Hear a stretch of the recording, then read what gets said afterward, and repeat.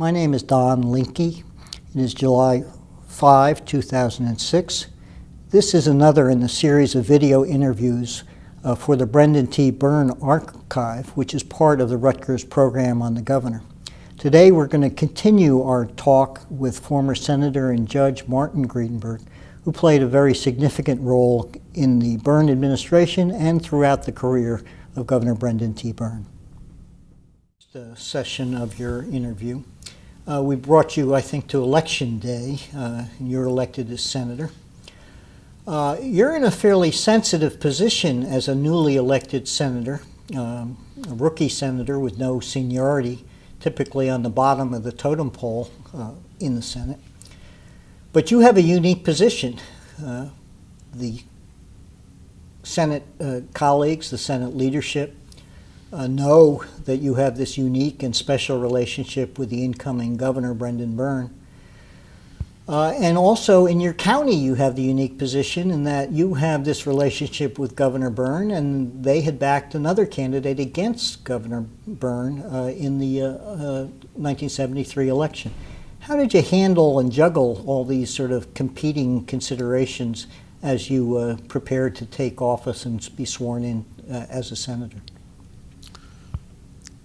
Well, the facts on the ground, so to speak, at the time that I was sworn in were that the governor knew that in spite of the fact that he did not have the allegiance of the county from which he came, Essex County, which had run a candidate against him in the primary, he was the victorious candidate, and he had control through the party of both houses.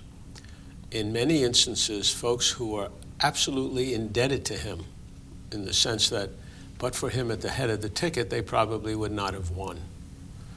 And so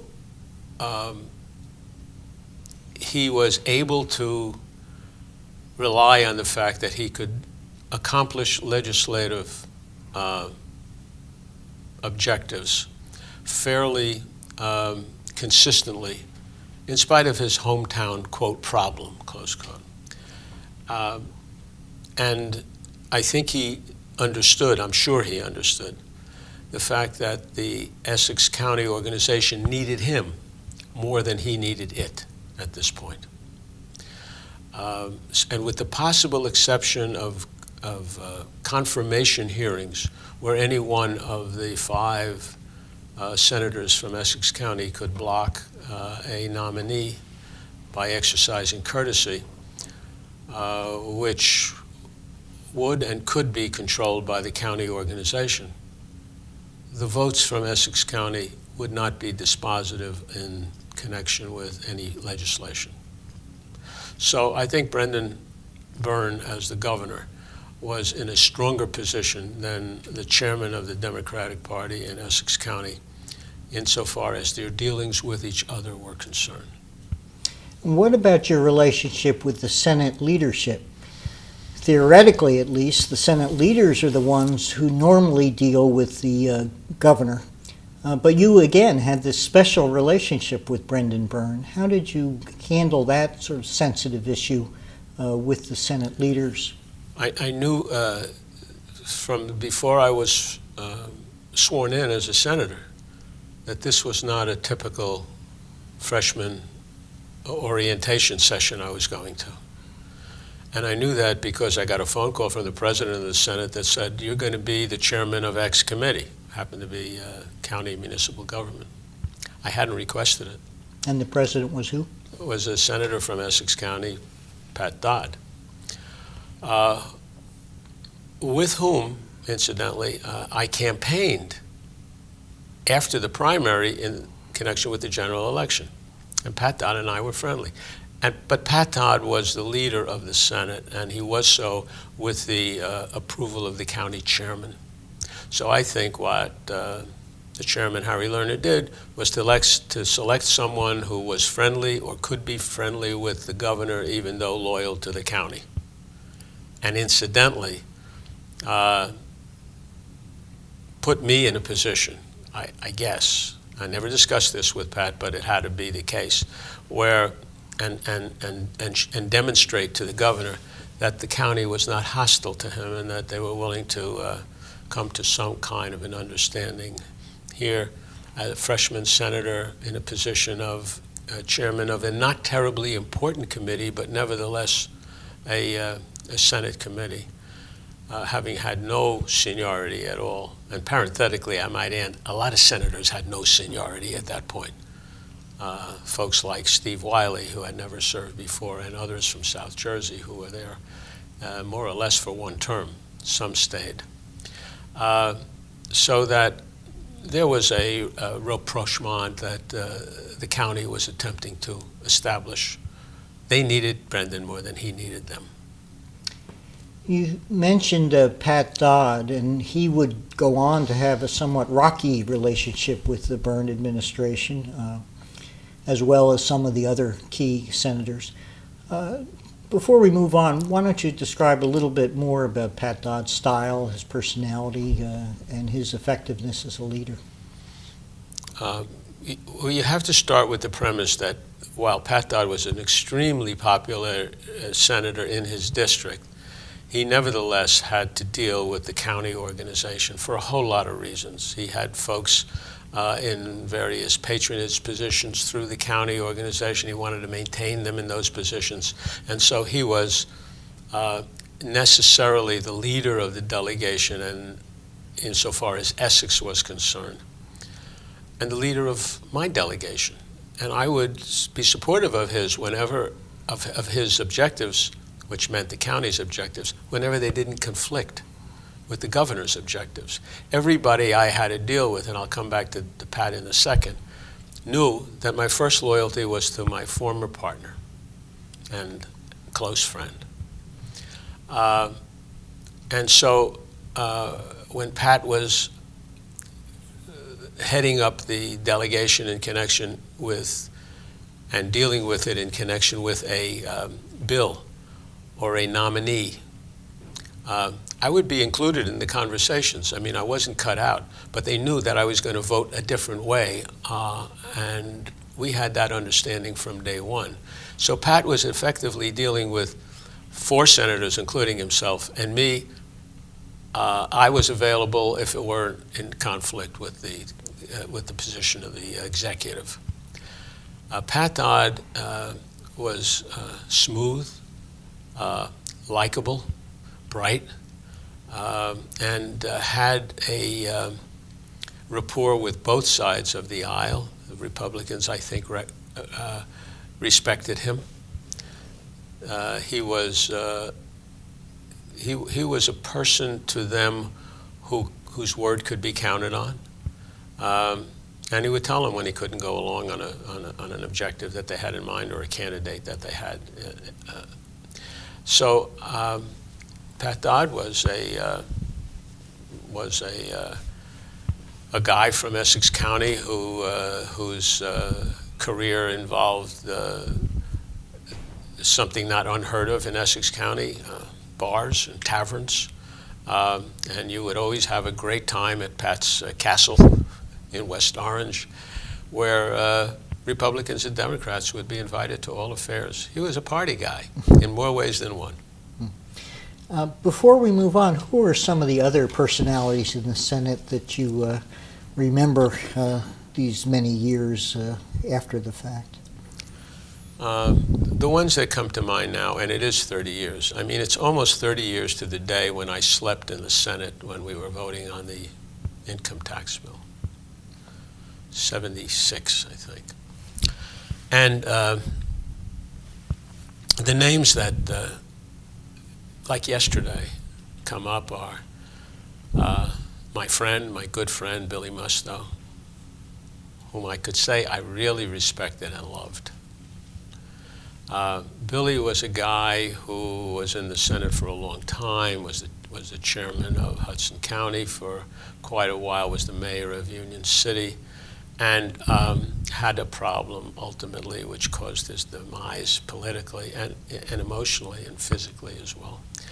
But until that happened, and prior thereto, he would be the person that the Republicans would go to if they wanted to swing some Democratic votes and see if they couldn't prevail on folks that Billy had befriended and who trusted Billy.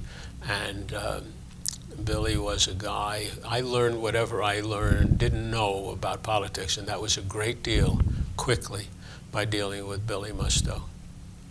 We both sat on the Judiciary Committee, and I watched him operate. He had the absolute confidence of both sides.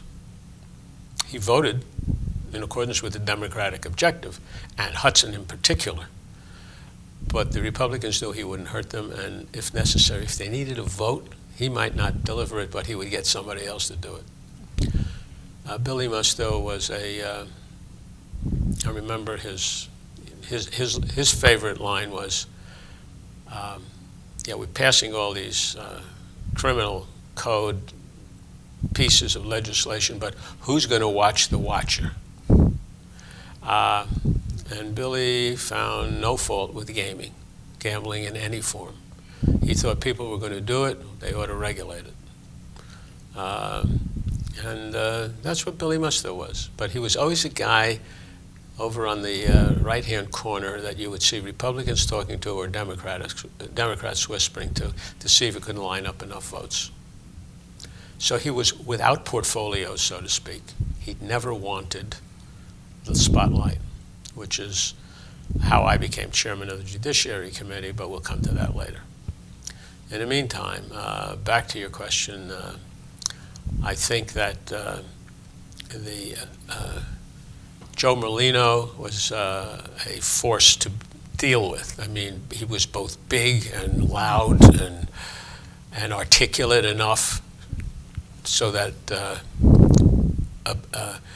a Steve Wiley, who was quite brilliant, as well as a Tony Imperiale, could both understand him at the same time. He was the speaker after, my recollection is, Pat Dodd, president rather of the Senate. Yeah. And he too saw that you would, in order to handle that job well, you had to be someone who was gregarious, someone who made friends easily, someone who never cut relationships where they were irreconcilable.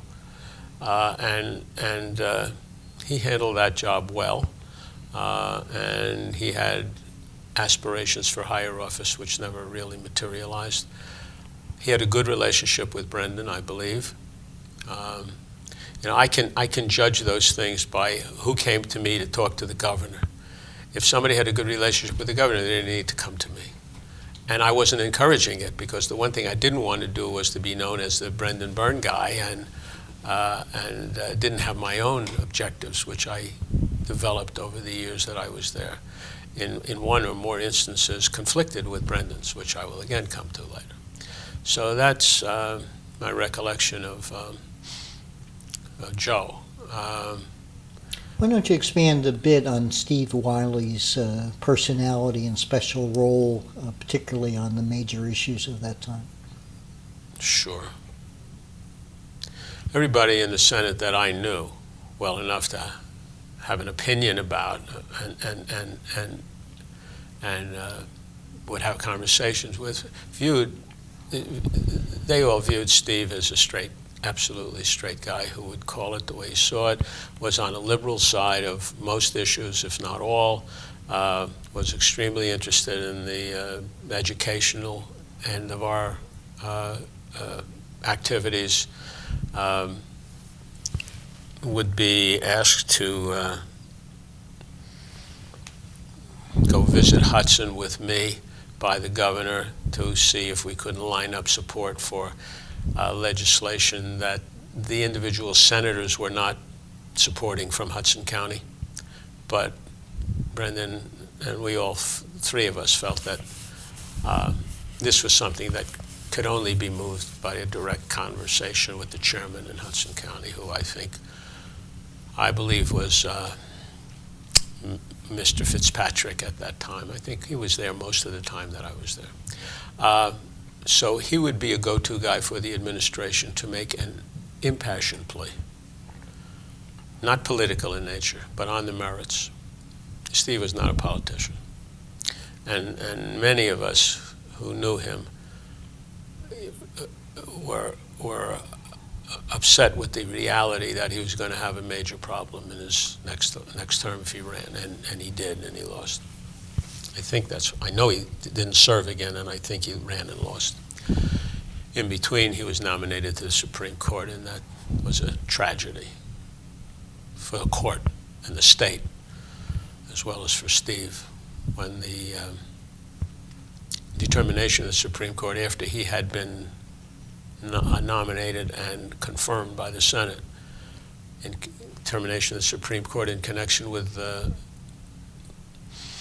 complaint filed by the Republican Senate minority, resulted in a determination that he was ineligible to serve because he was in office at the time that the emoluments of that office were increased, even though he did not vote for it. And I think it was a 4-3 vote, or it was a 4-3 vote or a 3-2 vote. And that was the end of his political career. Then you had a guy like Johnny Russo, who was elected when I was, so we were both first-termers, and we became very, very friendly. We skied together, we flew together. He had a plane, he was a pilot. And he was a Democrat from a Republican county. And we had some of those folks who ran as a Democrat because they were not Republican, they were not in the Republican Party, and that's just the way you would be elected if you caught somebody like Brendan Byrne at the top of the ticket. So a guy like Johnny Russo was very, very nervous about voting for an income tax in Ocean County. And he was one of the last guys to get on board. But he played both sides of the aisle. The Republicans knew that he was a Republican at heart. And the Democrats knew that he would be there if you needed him for the Democratic vote, and if it wouldn't kill him in the next election in a Republican county. So you always had those conflicting things going on with Russo. Brendan was instrumental in him becoming president of the Senate. Brendan leaned on Dwyer, who wanted it, Senator Dwyer, who ultimately became a congressman. Senator Bernard Dwyer. Bernard Dwyer, who had worked hard for that presidency. But Brendan wanted somebody that he could rely on. I think he didn't dislike Bernie Dwyer, but he didn't know him as well as he knew Russo through me. And I suppose Brendan thought that if he needed something and John was reluctant, that I would be helpful in that regard. I never had that discussion with him, but I just feel that that's probably what went through his mind. And he also wanted somebody that was strong, and Russo was strong. And I think he thought Russo would be loyal, and for the most part he was. And he ran a tight ship, and he was effective as a president. Tony Imperiale that's a treat. I mean, to deal with Tony Imperiale, you never know where you were. And he was an independent, and he was a figure that everybody in the state knew, and somehow or other he wound up in the Senate. For the record, describe a little bit more, because we haven't really dealt with Tony Imperiale as a character. It's a shame because this is a book somebody could write. Tony Imperiale had an ambulance squad. I mean, I don't know, it wasn't official that anybody knew of, but if someone were injured, his fellows would be there with the ambulance to take them. It would be like giving out turkeys for Thanksgiving, only these were ambulances following automobile accidents. In the Italian section. And he was in the Italian section, section, correct, in the city of Newark, the North Ward. And he was one of several organizations functioning. You had the Adebato Group, which was a North Ward Italian organization as well. and you had Tony Imperiali, whose guys were a little rougher around the edges, and some say racist in structure and practice. There were scenes photographed and publicized of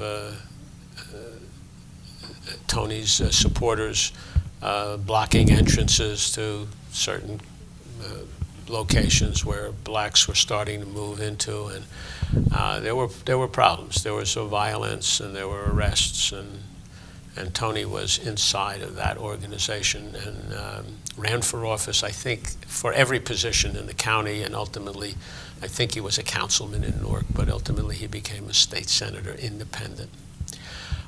So Tony was dealing with the political organizations of which he was not a member, either party, and then the Adubato group, who was Democrat essentially, and then the county organization, which was a Republican and a Democratic party, and he was in none.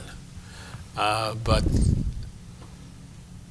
there was support in the North Ward to hold the line and prevent the absorption of that community in that area by the black community, which was expanding in Newark and growing out of the Central Ward and the South Ward, et cetera.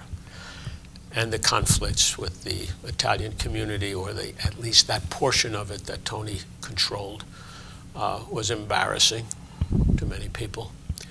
And when you turned around one morning and found out that he's sitting next to you in the Senate and you have to persuade him to support you, he had a vote, just like the other 20 senators. And you couldn't count on him from a political point of view, since he had no chairman. There was no party. He was a classic independent. And so it was always a trade. What did he want? What could you do for him and his people in exchange for X? All within the law. And there were lots of things that he wanted, because he didn't have anything. So whatever he wanted, he didn't have. And so it was kind of easy to deal with him. It didn't take a whole lot. Unless you needed his vote, which he thought might jeopardize his chance of re-election. So I liked him. And I think he liked me. We met in my office, my law office, on a couple of occasions when a fellow named Peter Shapiro was running for the county executive position. And I brought the two of them together because somebody asked me to. I don't remember. It might have been Peter. I don't remember who. And Peter, as a Jewish liberal, could never get into the same room with Tony Imperial. Now, I was, like Peter, a Jewish liberal, I think. I know. But because Tony and I had served together in the Senate and were still serving, and I was able to do things for him that he needed and couldn't get done without somebody in like a chairmanship of a Senate committee, especially Judiciary Committee. He was a loyal guy. You know, strange bedfellows. I learned that quickly. And so let's see, who else was outstanding for whatever reason? Steve Persky was a sweetheart in the Senate. This was the Brendan Byrne type Democrat. They saw things the same way that Steve Wiley and I did, and some of the other guys of same ilk did. So that we were all on the same side when the income tax thing hit, or when we were dealing with constitutional issues and judicial appointments. So there was a nucleus of people. I'm excluding Russo from that because of his Republican, I think, inherent Republican leanings, plus the fact that he came from a very strong Republican area, and you couldn't really expect him to commit suicide. Mm-hmm. And I have not mentioned any Republicans, but there were some who were decent. Why don't you mention them I can't for the remember record? who they are at this moment. No, you had Wayne Dumont? You had a guy like Al Beetleson, for example, in my first term, who was really a treat. He was a very strong Republican. I mean, he believed in the Republican Party and what it stood for, and would give you a hell of a fight on the floor with logic. And you could talk to him every once in a while if necessary. And Billy Musto was able to do that. Wayne Dumont was a gentleman. We respected him. Beetleson you could deal with. Wayne you couldn't. I mean, Wayne was more dogmatic in his approach than Al Beetleson. And then there was, on the other side of the aisle, the senator that Brendan ran against for his second term was Bateman. And Bateman was a leader, I think respected by the members of his party, and not as warm and fuzzy and friendly as some of the other guys over there.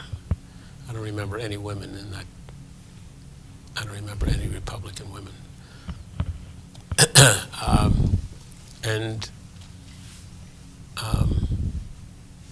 Those are the names that remain, probably in addition to Ray Zane, who came with me, came in with us in that class of '74. He also was a Republican in his heart and soul, but tailed in with Brendan, having run on a ticket where you wouldn't expect a Democrat would win in that southern county, but voted for the most part with the Democrats. We weren't exactly sure where he was going to be, but we had enough of a plurality so that it hardly mattered, most of them, until you get to things like an income tax where every vote was critical, or the reconfirmation of Chief Justice Wilentz, where it locked at 20 votes for, I don't know, a month. When you were phoned by Pat Dodd and offered the chairmanship of the Judiciary Committee, that was not the call. It was the chairmanship, of the County and Municipal Government Committee. Okay. If that's what you're talking about, right. The first appointment by him, yes, that was that committee. But in any event, as a freshman senator, that's unusual for you to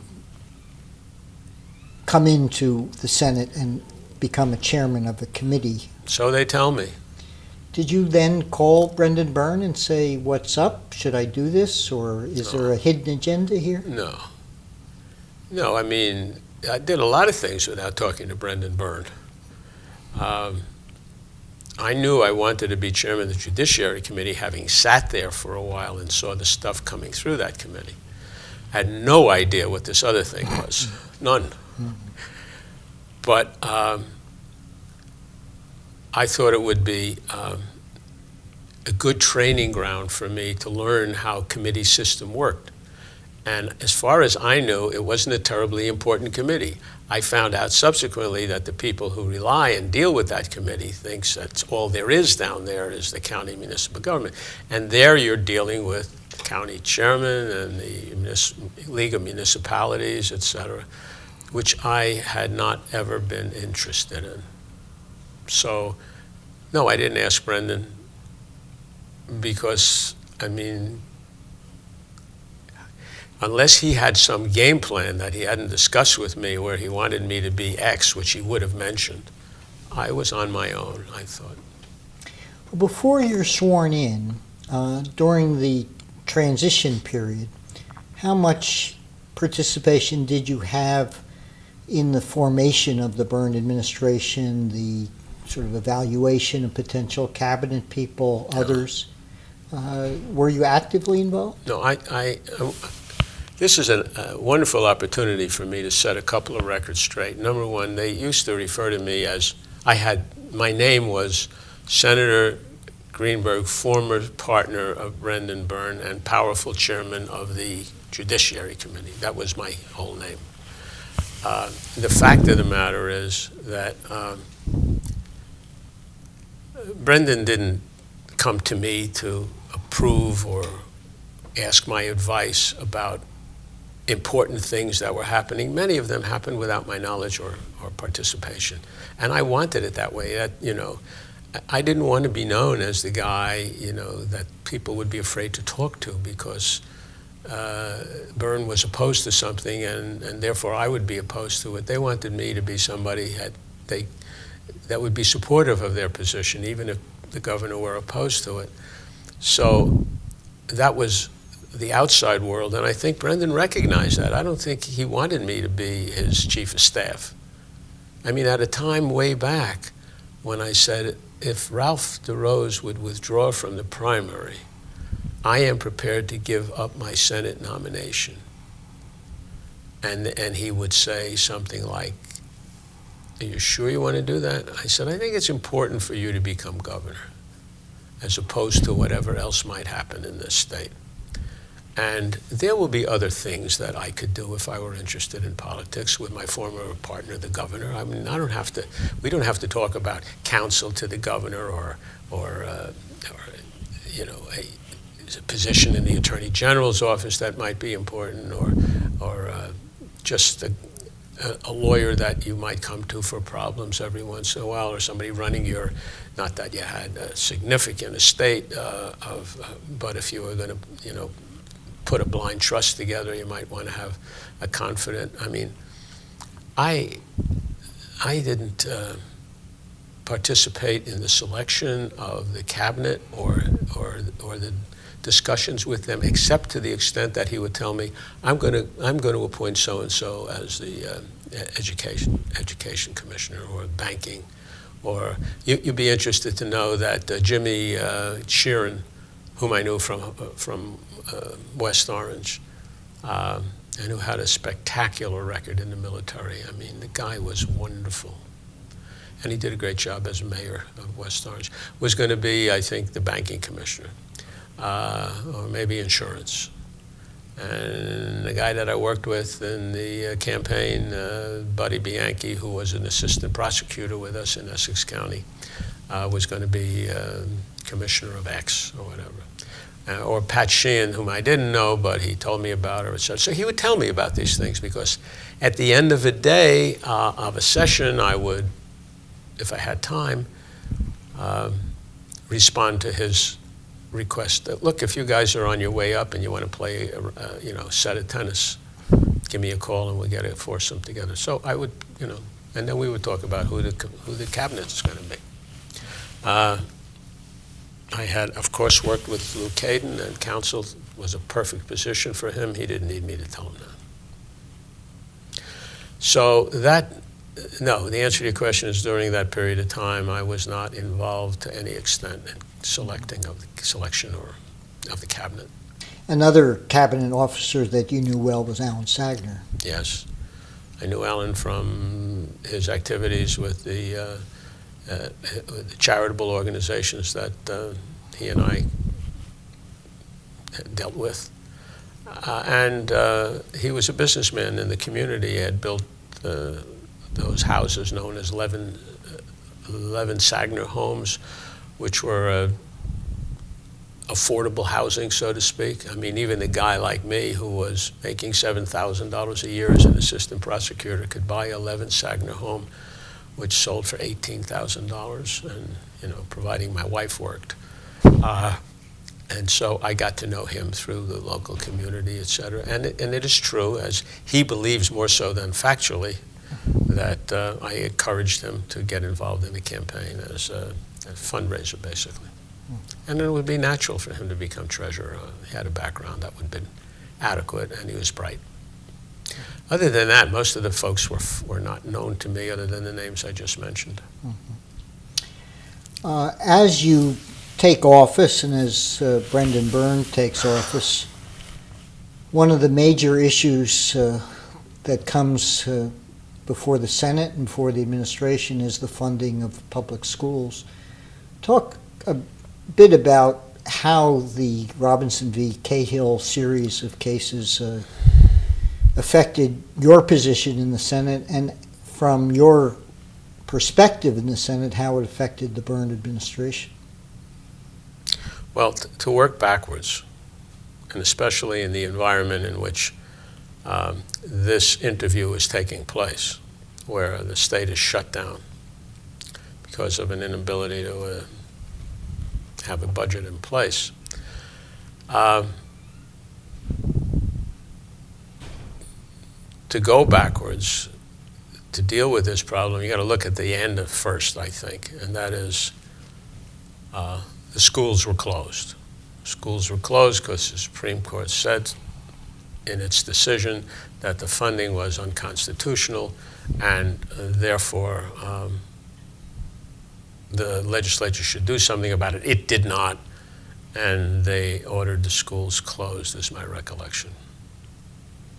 Now, we had folks in the Senate, especially, and in the Assembly, Al Burstein in the Assembly and Steve Wiley in the Senate, who were vitally interested in education. And we needed legislation that would permit the state to implement the Supreme Court decision so that there would be proper and constitutional funding.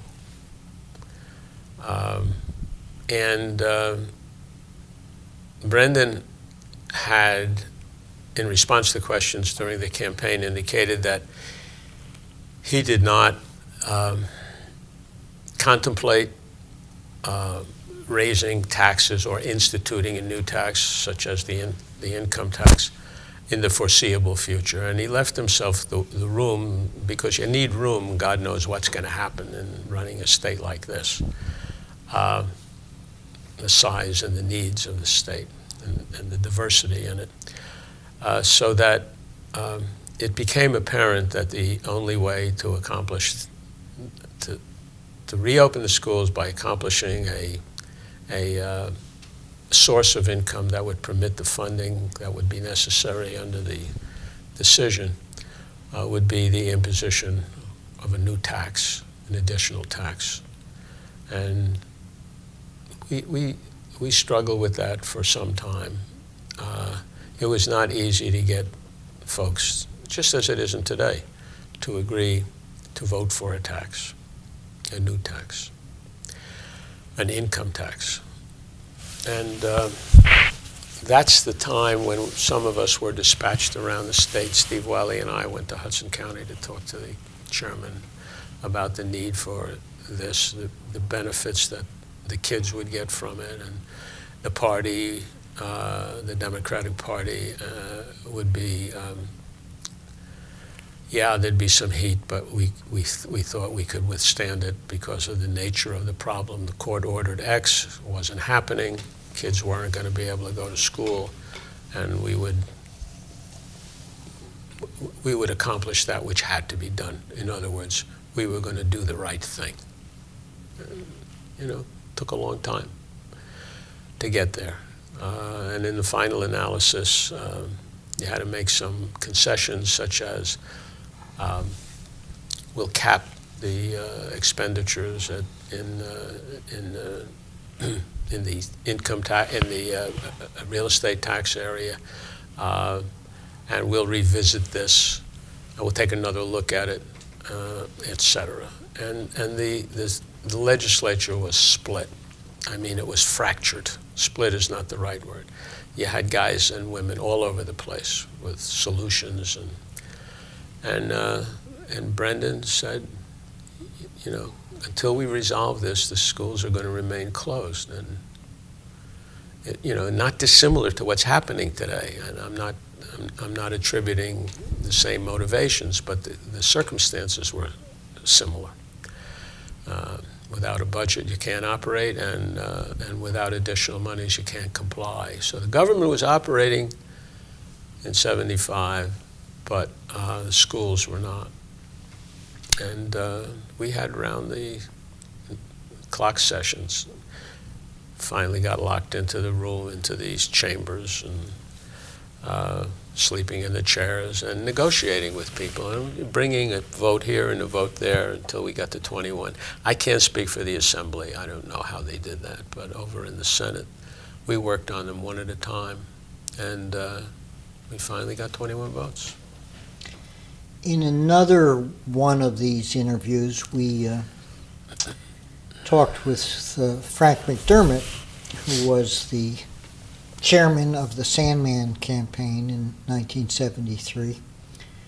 I asked him whether he thought if Brendan Byrne had come out forthrightly for an income tax or a broad-based tax in that campaign, whether the result would have been different. He said yes. I was somewhat shocked at that. Do you agree with that Brendan Byrne might have lost the election to Sandman if he had supported an income tax? It's only tough because of his opponent. I mean, given take a Ray Bateman, for example, his next opponent, Brendan loses.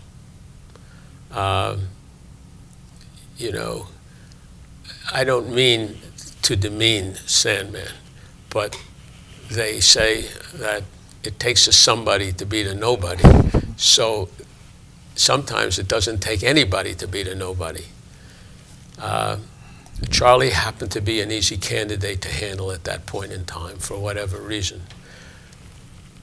But it was pretty clear the reaction to Byrne's accomplishing the institution of an income tax in New Jersey, that he was in serious trouble. Witness the one-term Byrne OTB label affixed to him.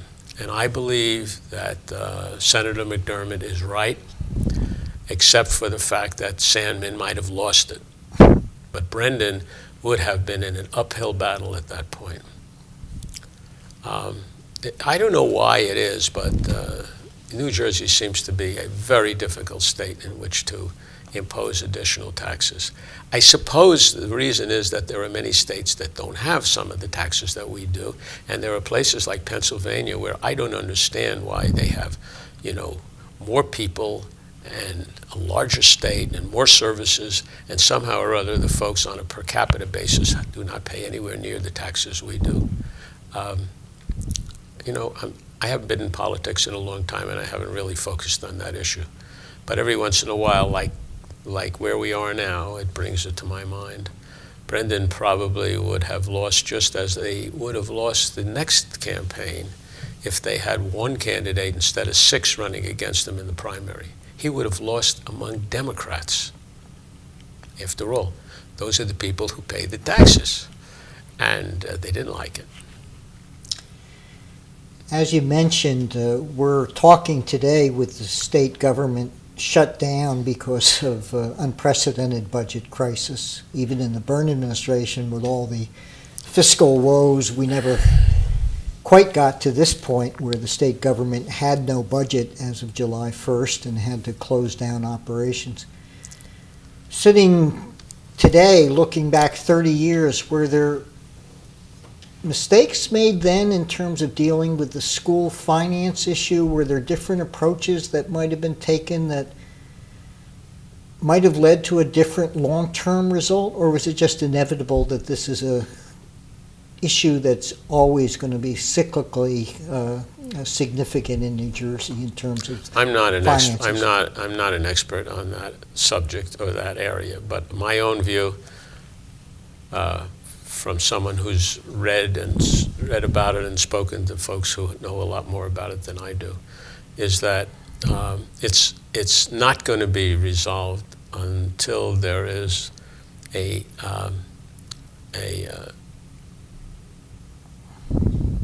meaningful analysis done of the reason for failure of education in the inner city schools. The reasons are obvious and numerous, but throwing money at it alone is not going to solve the problem. I don't know what will. I don't know. So the answer to your question, from my perspective, this is a non-professional opinion, is that it's going to be ongoing. Cyclical is not the right word. I think it's going to be constant. And the additional money is not going to make a difference unless you do something about the method of educating and the quality of the education. And I don't even know if quality is the right word. I think the teachers are probably okay. Only because I know a lot of teachers, and most teachers that I know want to teach. But it's not getting down to the kids, and something is wrong. If the court had taken a different approach, say focusing more on the structure and organization of education, perhaps forcing countywide school districts where the urban districts would have to merge with the suburban districts, and the financing would also be on the county as opposed to the municipal level. Would that, again, with the benefit of 30 years of Monday morning quarterbacking, led to a better result? I suppose even the Al Bursteins of this world would tell you they don't know the answer to that question. I sure don't. I don't know the answer, but I know what we're doing is not going to get us there. Of course, at that time, in the 70s, you also had the underlying issue of race in education. So an approach that I hypothetically constructed of a countywide district where the Newarks and Livingstons would be in the same school district probably would have provoked as much, if not more, of an uproar in terms of education and political backlash. It would have, in my opinion, started an uproar, and it would have perhaps resulted in a flight out of Essex County. I mean, it's not that difficult to just move a couple of miles and you're in Morris County. Mm-hmm. Or a flight out of public schools, or in some way protecting the children whose parents want them to go to a place where they can get a good, solid, decent education without the distraction of the countywide spreading around of the educational problem. So I don't think that that's a solution. I don't know what it is. I don't know. Before we move on, any other reflections on the income tax crisis? Were there mistakes the Byrne administration made in communicating its position, mistakes in dealing with the legislature? There were a lot of raw nerves rubbed at that time, and who were the sort of key players who became opponents, and who were the key loyalists? Well,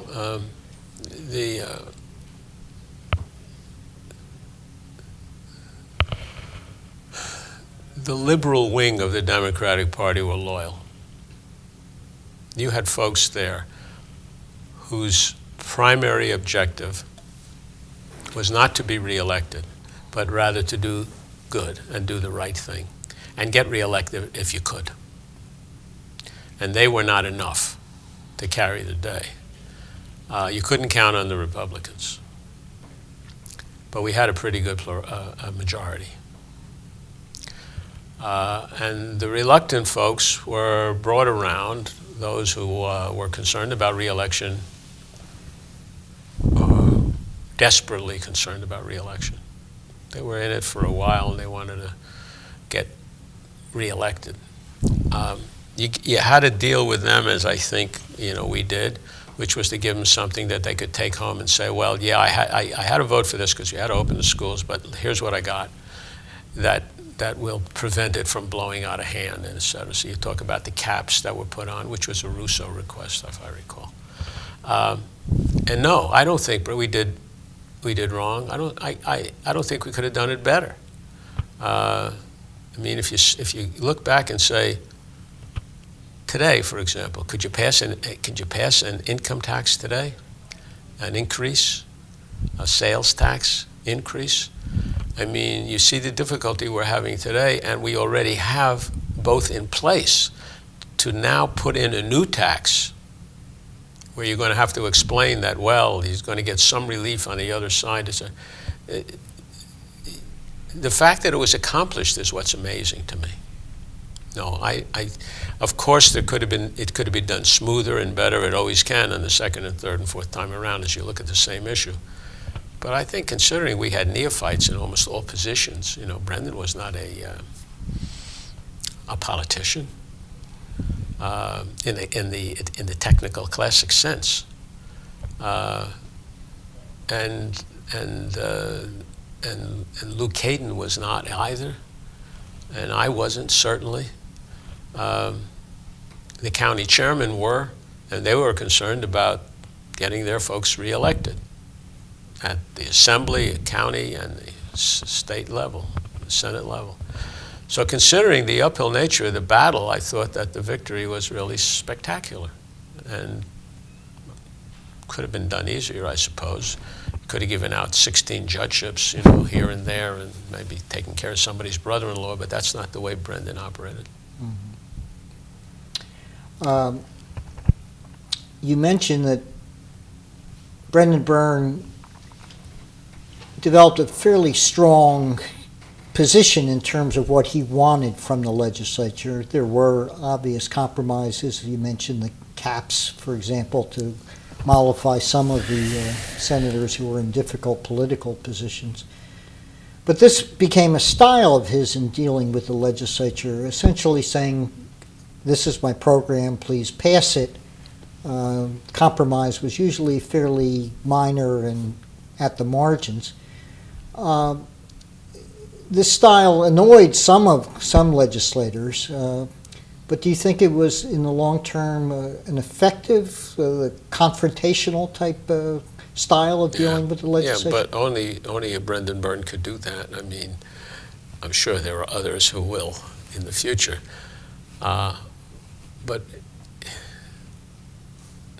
I met a senator, a Republican senator, at a recent funeral at which Brendan was present. And we chatted for a moment. And I said, I want to make sure that you're comfortable here, because he was the only Republican at the funeral. It was a very personal thing to Brendan. And he said, no, I'm fine, but I do have to get back to the session. And I said, well, Brendan wanted me to make sure that if you needed anything, that you were accommodated, et cetera. And he said to me, I like Brendan Byrne. I have always liked Brendan Byrne. And I said, why? He said, because he makes me laugh. And what he really meant was that Brendan finds humor in places that most people don't know that it exists. And he's able to use that approach, which is a succinct way of describing things with a twist that gets you to smile, and understand that this is not a guy who has another agenda. I mean, power was not his thing. If he has made mistakes along the way, it's because other people have said, you deserve this, you're entitled to this, you should do this. I think of the name on the arena. I mean, it probably, in retrospect, was something that should not have happened. He's alive, he's well. We got time for that stuff. So when you get somebody in a position where they can take a shot at you for whatever reason, you're vulnerable. But for the most part, Brendan was respected by the folks that he needed to pass his agenda.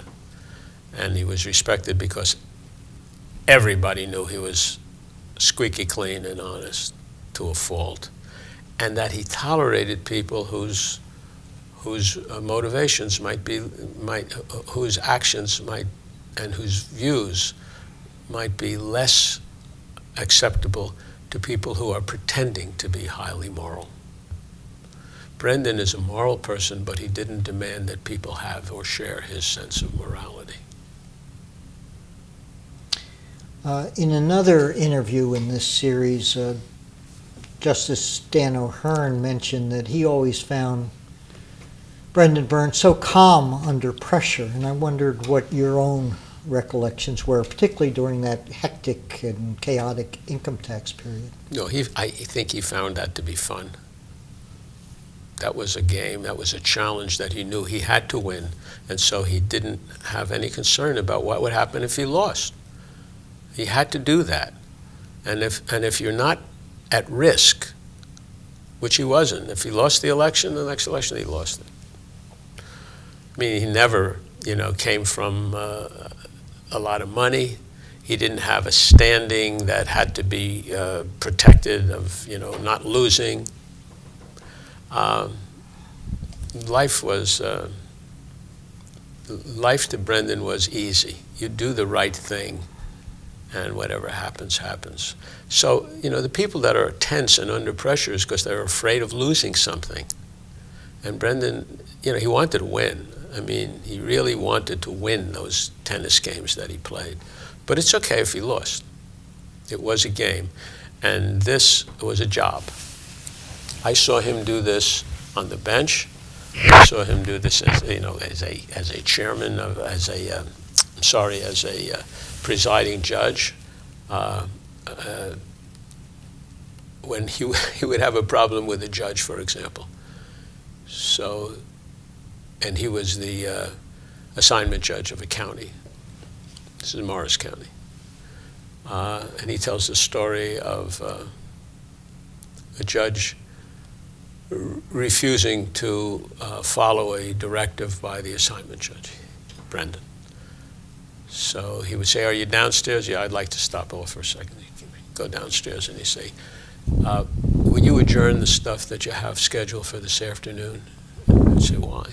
He says, "We're going down to see the Chief Justice. I want him to explain to both of us who the assignment judge is here and what that means." He says, "I think there's some confusion about that." And that would be the way he would approach the problem, with a touch of humor. And that would be applicable even in the most difficult of circumstances, where the people coming through his area of functioning, like the prosecutor's office, were going to lose their freedom. And while he could fight like the Dickens for a conviction, even of a death penalty, in those days he sought it. He's since changed his position about the appropriateness of it as a remedy. Nobody hated him for what he was doing, even the guys that were going to get clobbered. The lawyers that were defense attorneys respected him. The staff loved him, even if, he would not appoint somebody to a position that they wanted. Like Bernie Dwyer, for example. I don't think Bernie lost respect for him when Brendan, in effect, made that determination. Because he did what he considered to be the right thing, and therefore wasn't under any pressure. The exception, I think, that I can point to is when somebody else wanted something from him, and that person was worthy of it, and he couldn't get it done for whatever reason. He was very disappointed in his inability to provide something for someone else, but not for himself. As chair of the County and Municipal Government Committee, one of the primary areas of the jurisdiction of that committee is land use and planning. Talk a little bit about the issues that were affecting New Jersey at that time, and particularly the issue of low-income housing and the Mount Laurel series of cases that the New Jersey Supreme Court had come down with.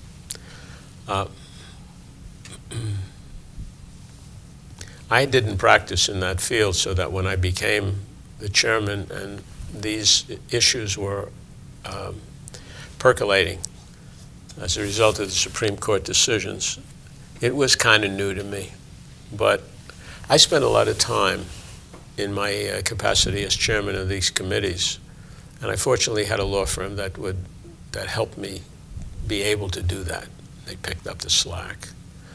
And actually, it was almost a full-time job, and I would come back and work at night and on weekends, some of the legal stuff I had. But I really couldn't try cases while I was in the Senate. I didn't have the time. So I was approached by by representatives of different lobbying groups in connection with Mount Laurel, and I read the stuff they gave me, and I came to the conclusion that we ought to have affordable housing through legislation in some manner where you could predict and enforce those, could predict what the obligations were going to be down the road and enforce those obligations. And I didn't discuss this with Brendan. My assumption was that the administration would be supportive of that approach. It seemed to be where the court was going, and I thought it was the right thing to do. And we held hearings. I introduced the bill that accomplished the Mount Laurel remedy in the form of assigned obligations to various governmental entities, municipalities in particular. And passed it in the Senate. I met Danny Weissman the other day, who was working. He was in the Trenton offices of the Star Ledger, and he said, "I don't know if you remember this," he said, "but I asked you to post that bill, that Mount Laurel bill in the Senate. As soon as the session opened, it would be 1 o'clock after the caucus's lunch." And the reason I did that was because I had tickets to a baseball game in Philadelphia. They were playing the Phillies versus whoever.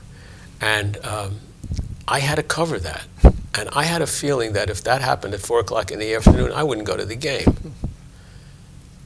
And I asked you if you could get it posted. Now, I don't schedule the postings. That's the president's job. He said, "I really would appreciate it." And I didn't know how the vote was going to go.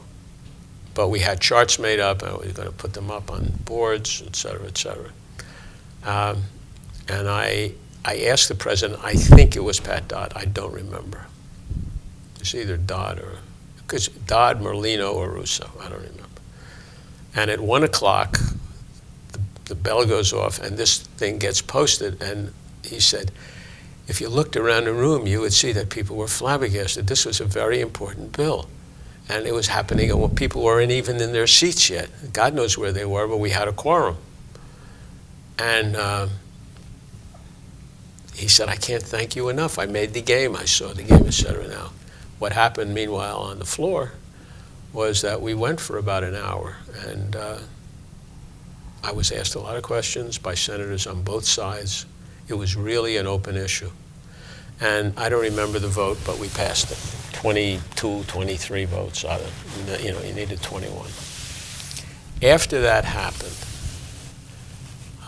Brendan asked me to come in. He hadn't spoken to me about it, nor I to him.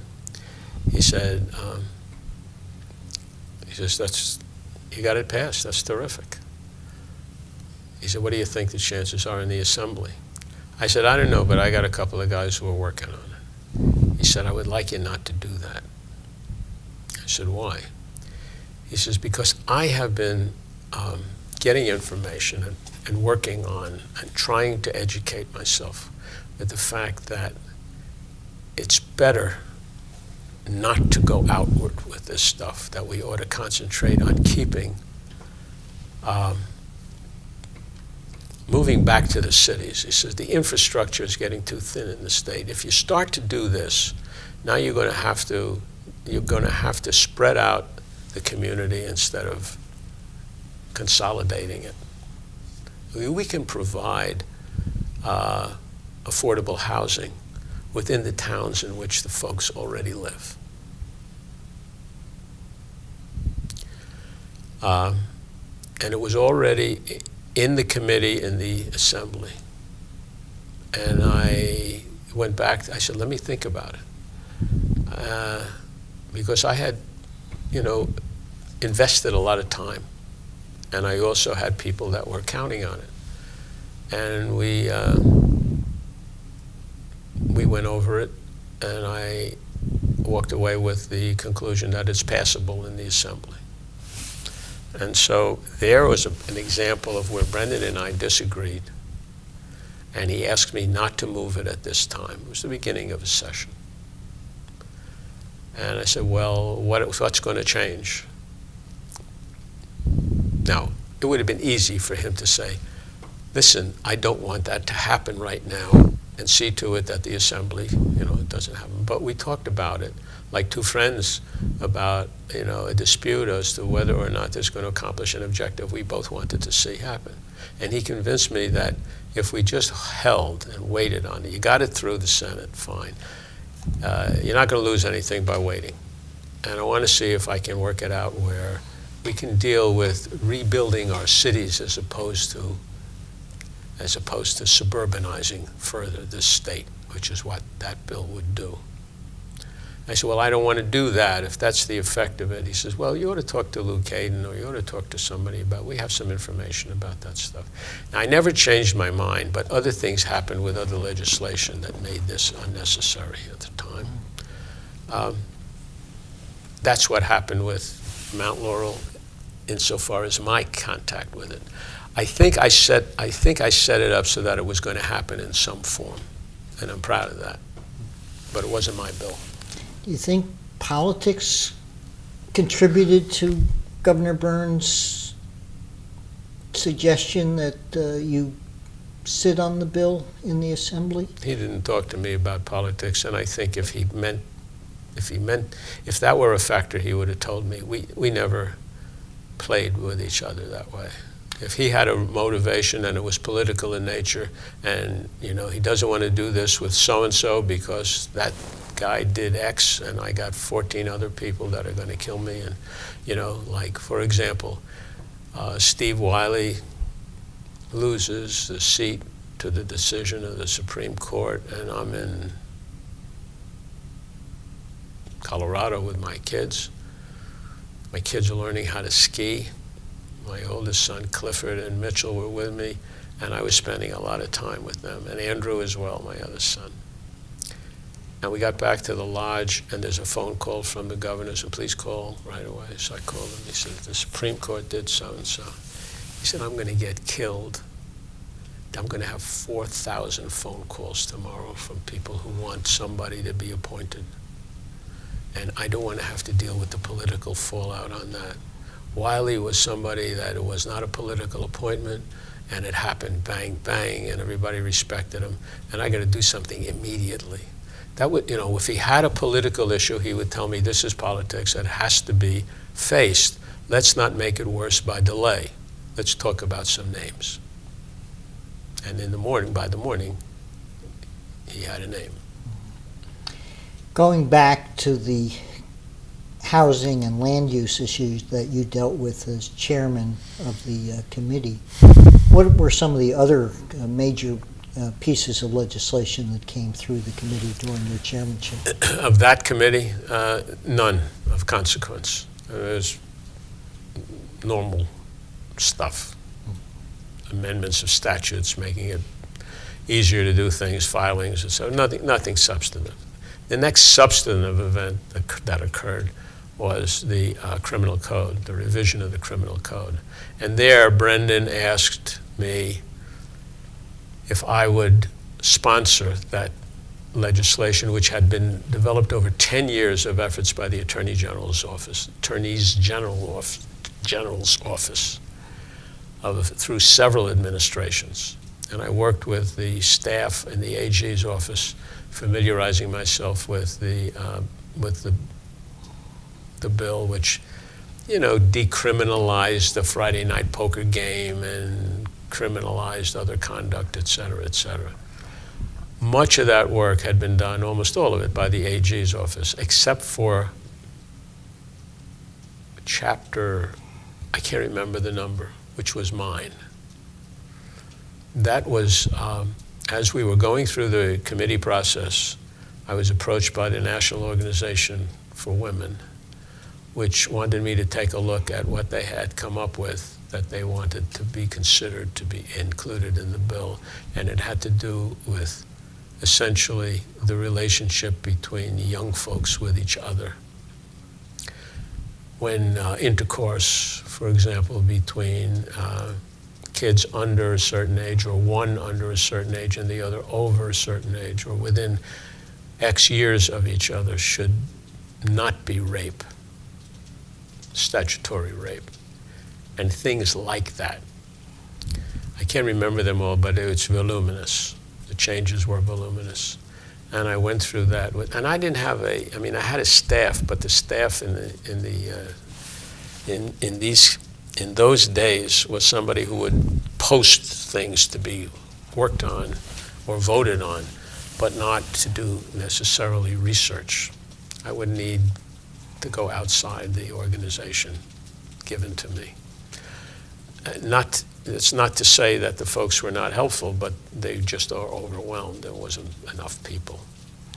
So I did that with the help of the national organization, the lobbying group that was feeding me, and I had questions, and I asked them, and they came back with answers, et cetera, et cetera. And then I had people that I went to outside, doctors who dealt with this kind of stuff, psychologists, and et cetera. And I had a lot of people. I had a lot of people coming in opposition to these proposals, because it looked like you were making it easier for children to interrelate with one another sexually.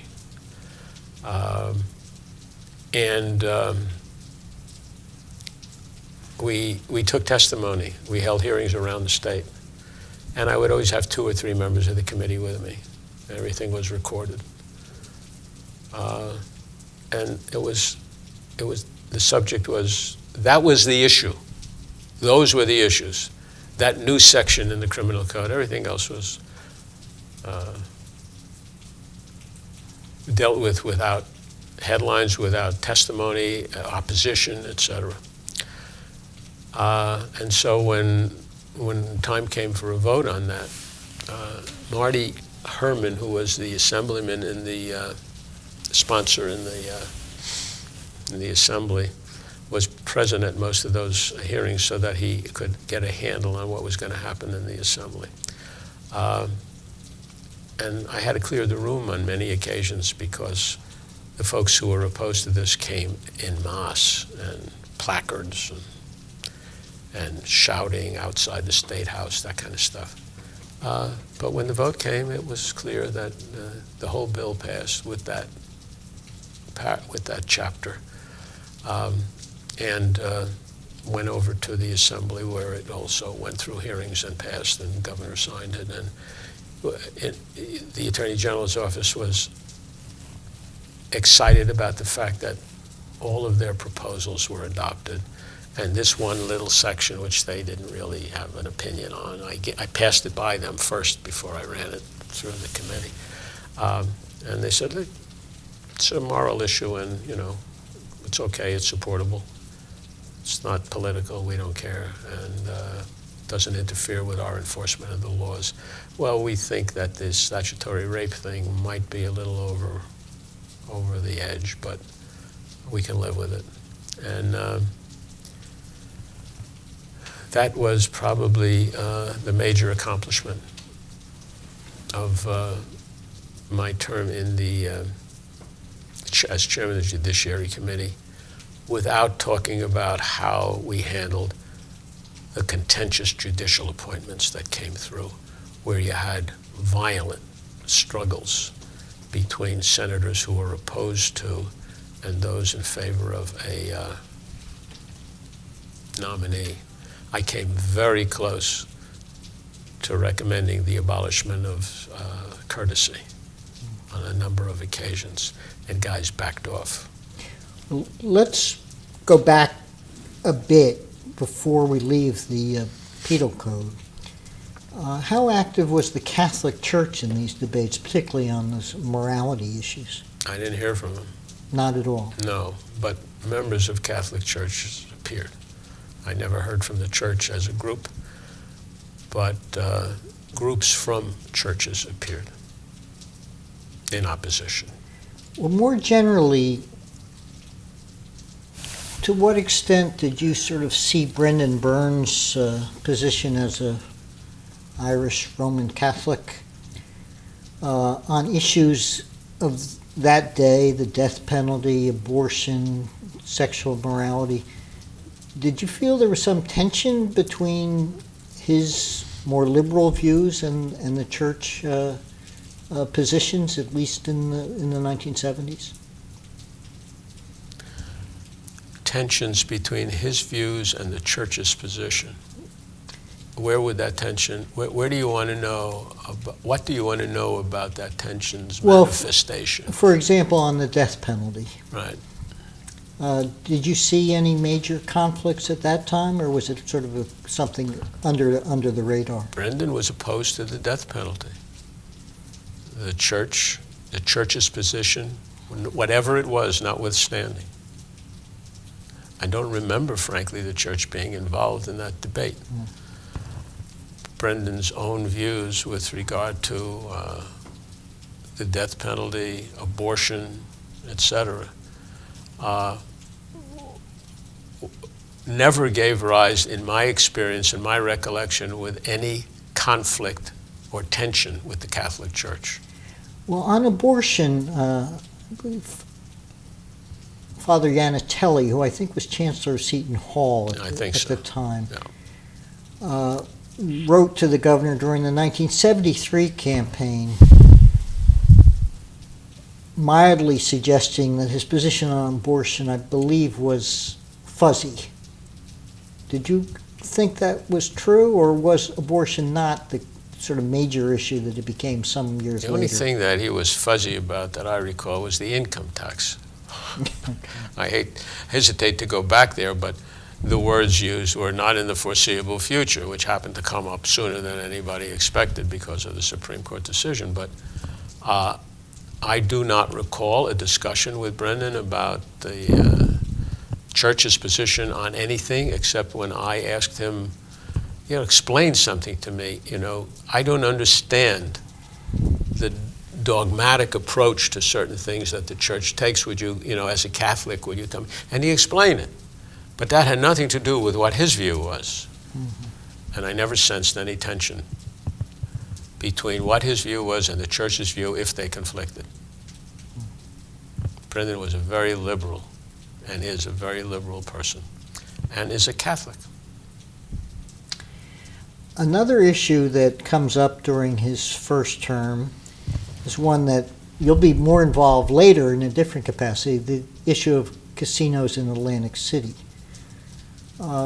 Discuss first your role as a senator and your personal beliefs in terms of the various proposals that were coming into the legislature to legalize casino gambling in New Jersey. I thought it was a good idea. I thought it was a good idea that Steve Persky had to limit it to Atlantic City. I thought that Atlantic City needed a lot of help. I liked Atlantic City in its old days when I used to go down to the conventions of the various labor unions that I had in contact with, not many, but some, as a result of my dad's position. And I loved going to Atlantic City as an assistant prosecutor and going to these nightclubs that were remnants of the old days of Atlantic City, where Martin and Lewis used to perform, and Sinatra, etc. And it was a shame that we're getting seedy, and the hotels where the carpeting was frayed, and the place was getting run down. And I didn't even know that there were people like Persky who grew up in Atlantic City and stayed there. I thought everybody got out of town when they left, but no, they stayed in the high school, and then they went to law school, and they went back, or med school, and they practiced in Atlantic City. And you had these sections of town that, it's Absecon Island has several municipalities on it. Steve was one of the guys I relied on, Steve Persky, in the Judiciary Committee when I needed people to help me get votes, for example, in connection with on the committee to get votes in connection with the criminal code and other, and as I alluded to earlier, judicial nominees. We had, the first thing you have to do as chairman of a committee is learn how to count. You have to know how many votes you need to get something out. So he was one of my votes. He was one I could count on. We were cut out of the same cloth. Billy Musto was another guy, etc. So when this concept was first proposed, and Persky was the father of it, I thought it was a great idea. I didn't know whether we could pass it, whether we could get an amendment passed, constitutional amendment, which is what was going to be necessary. My recollection is that Brendan was lukewarm, that he was not supportive, not supportive in the sense that he was supportive, for example, of the Giants coming to New Jersey. It was something that somebody else was running with, and he was watching. Subsequently, and to fast forward it much more recently, he's proud of the fact that while he didn't push it to begin with, he supported it at the end. And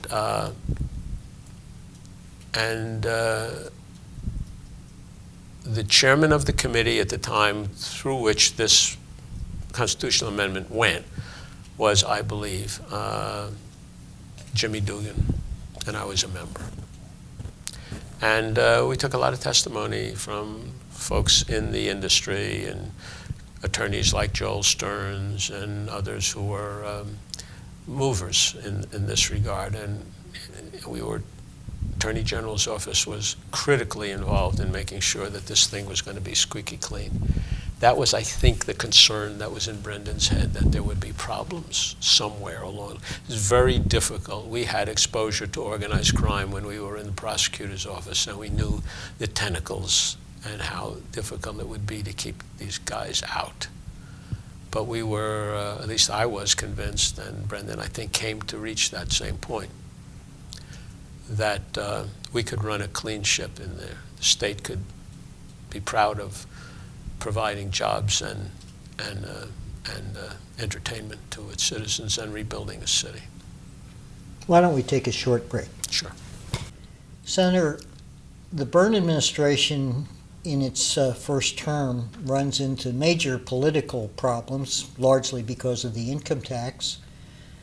What was your perspective as you see your good friend Brendan Byrne being criticized in the paper, being labeled one-term Byrne, and essentially being viewed as a governor who may have succeeded in getting his tax plan through, but had a fairly bleak political future as he considers whether he should make the decision to run for a second term? No, you're asking my view of how it affected him, or let's start with that. Okay. He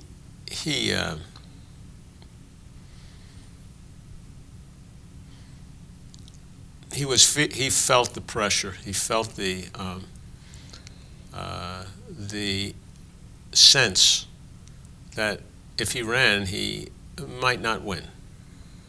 And you know, his ability to make jokes about things that are serious is legendary. I mean,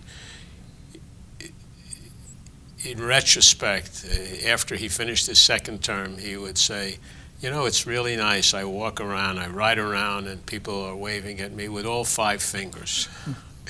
I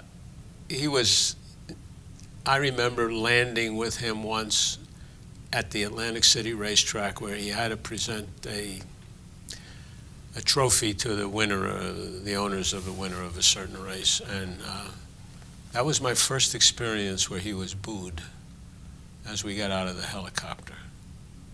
So it was toward the end of his first term. I don't remember the month. It was summertime. And And he laughed it off. Yeah, his view of it was, this is politics. It had to be done. I got it done. I think I think I got a shot. But he wasn't the same self-confident person who had won the first election and was flying through successes during his first term until the income tax. But that didn't mean that he was down on himself or that he was negative about things. He treated everybody in the same fashion as before, but asked a lot more about views, third parties' views about his chances of success. So it was still fun to be with him. It was still fun to play tennis with him. I remember playing with him once. It's OTB. We were in the OTB period. And the score was 6-6. And one of the foursomes said, well, do you want to play a sudden death, or what do you want to do, Governor? And he said, no, let's play it out until somebody wins by 2. I've got this place until January 3rd. And it breaks me up. I mean, okay, so we'll finish the game. What was your own view of his chances for success? They were bleak.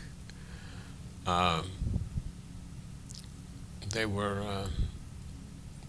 I thought he was going to have trouble in the primary. There were a lot of people who wanted to run against him in the primary. And in the primary, I figured the chances were better in the general election than in the primary, because in the general election, I mean, you knew that you were going to lose votes to the Republicans on the income tax, but the Democrats probably would stay with you once you got through the primary. And after all, it was a Democratic state at that time. So I thought the primary was the problem. We had a lot of guys coming out of the woodwork, and maybe a woman, I don't recall. I don't remember. There was talk of, well, in any event, there were a lot of people. So I was concerned about the primary. What advice, if any, did you give him about whether he should run or not? Whatever you want to do. Whatever you want to do. I said, can you handle the defeat? Because it was realistically possible that he would lose. And that was the nature of it. I didn't urge him to run. I didn't urge him not to run. I just didn't want him to be hurt.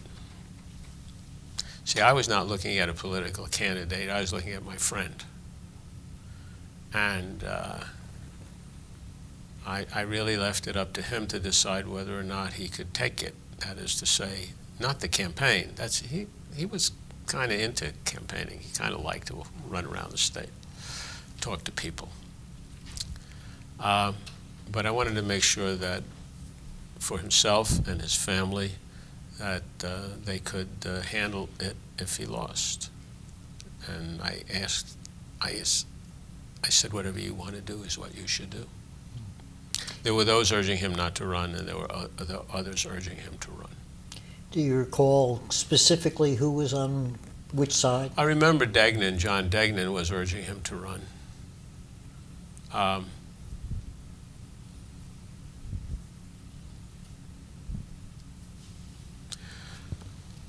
can't recall. Oh, let me think through. I think some of the folks in the legislature that I knew did not want him to run again. They were afraid he'd take the ticket down. What about the family? Could you sense any consensus as to the family's thoughts about whether he should run again? No. I knew that his wife, Jean, was not in favor of him running initially, and I'm not sure that that's correct, but I know that she was unhappy with the effects of his winning. She was a very private person, and she did not enjoy strange people walking through the house at all hours of the day. Strange meaning they didn't belong there, and they didn't live there, and they were talking about stuff that I don't think Jean had much interest in. And so I sensed that she did not want him to run again, but I also sensed that he knew that, but I didn't think that was going to be dispositive in his mind. And he was really, and the kids were all over the place. By that I mean physically. School, Tommy, I think, was in Princeton. Maybe two of them were in Princeton, I don't remember. But they were treating him and the subject matter as politics, and I didn't sense any pressure from the family, except, I think, Jean. The people I knew who were his friends, not politically friendly with him, were concerned that he not be embarrassed or hurt. And once I concluded that he was okay to go with it, and kind of gearing up for it emotionally, that he wanted to take a shot, then it's all go. But I had no interest in the game anymore, the political game anymore, once I left. Now I was trying to build my practice up. I had spent, 6 years or so outside, and I needed to get back and rebuild it. So I wasn't one of those whose fortunes were tied to his winning or losing. And I thought the most important thing would be his own reaction to a loss. And I suppose to a gain. I mean, he really would feel great, I guess I thought, if he ran and won after all of the bricks and the bats that were thrown at him. In fact, he does decide to run for re-election. Do you recall when he told you he had made that decision and your conversation with him? I remember him saying, okay, we're going to go back again, you're available, and I need your help. And I said, whatever you want. And talk about your role in that re-election campaign for the governor. For the most part, I stayed in his campaign and not my own.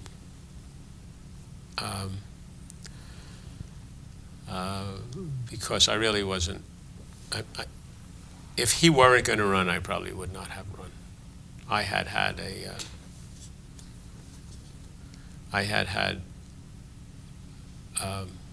I'd been beaten up a little bit in the papers because of my relationship with him, and we had an insurance company that we had formed a long time ago with which neither of us had anything to do at the time that we were in office.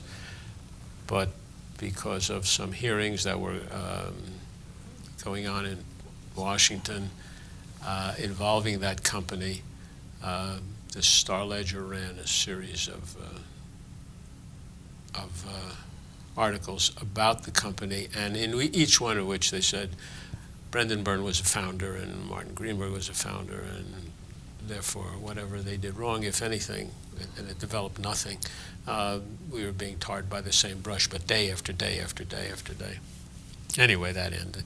And I frankly found that the business was not something that I wanted to pursue. I was not interested in being in politics beyond where I had achieved what I wanted to taste, and that was the ability to make an impact in areas that I thought were important, like, for example, the minimum wage, and help defeating the death penalty while I was there and while he was there, and trying to do some stuff for the employees. Because of my labor background, I was interested in developing a method of resolving labor disputes.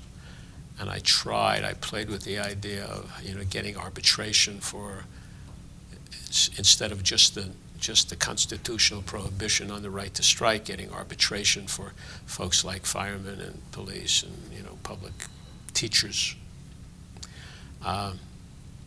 Those were the battles that I was involved in, for the most part, I thought I did what I could, and I wanted to get back to my real life.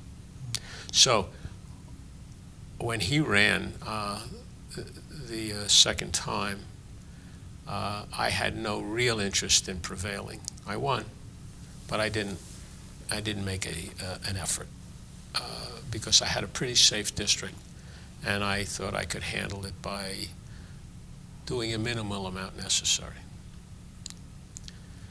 So I spent a lot of time at the headquarters of Brendan on Route 22, I think it was in Union, his second term, and the primary in connection therewith. And the primary was more difficult than the general election. The primary was one in which folks ran against him who should not have done so. That is to say, he put himself out for some people along the way, tried to help them during his first term, and they turned on him. I can't remember, there were several. Bob Rowe, Jim Florio. And And Joe Hoffman, one of his cabinet members. And one of his cabinet members. That was, I think, the most difficult one for him to accept. And to a certain extent, DeRose, whom he had gotten something for, so that guy would be able to remain somewhere involved in politics and make a couple of, bucks. Discuss Essex County's position in particular. We discussed in the first campaign the very strange situation you found yourself in running for your Senate seat. How had things changed by 1977? Well, not all that much. The only factor was me. I mean, I was out of it at that point. I was on the ticket. I think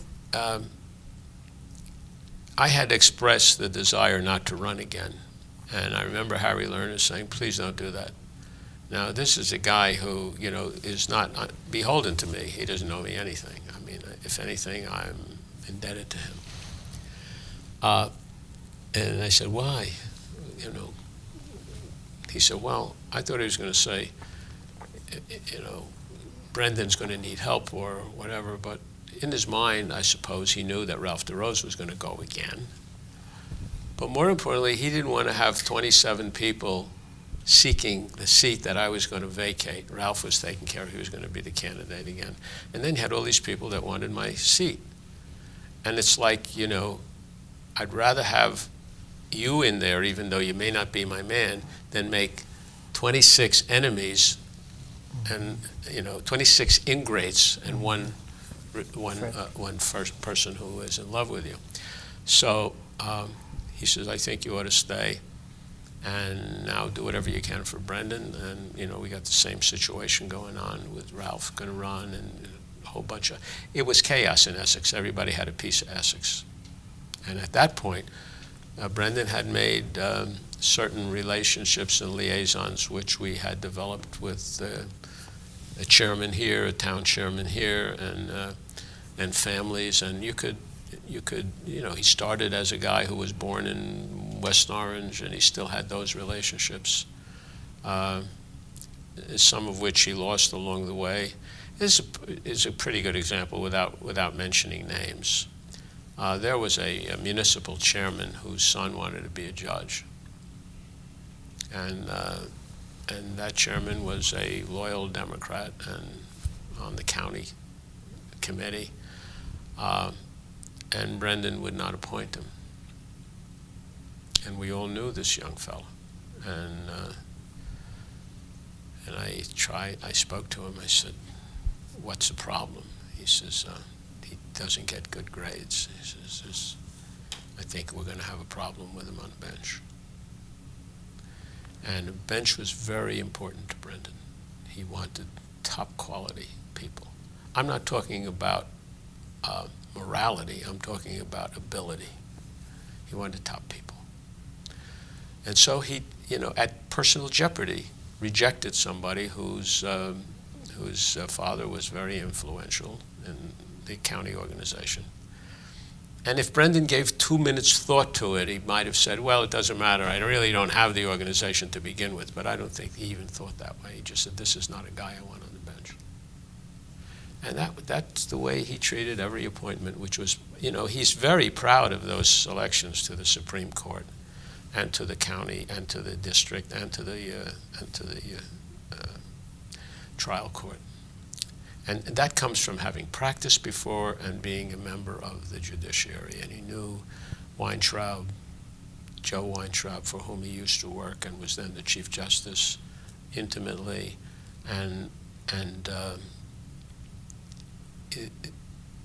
You almost were sitting watching a Chief Justice function as a governor when you watch this.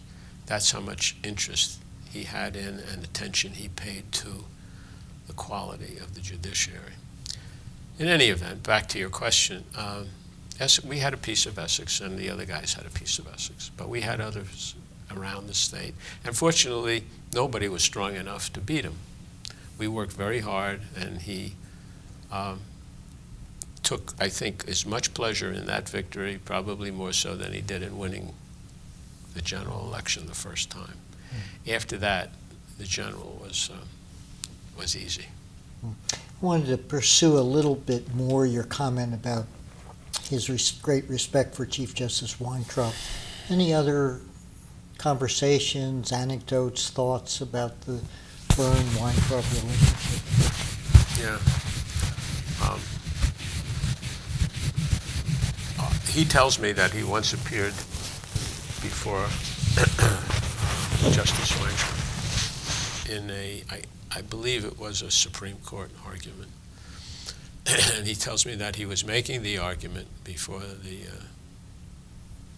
court and responding to a question posed by the Chief Justice. And when he finished, the Chief Justice said, I disagree with your argument, and he took it apart, and he ultimately ruled against Brendan.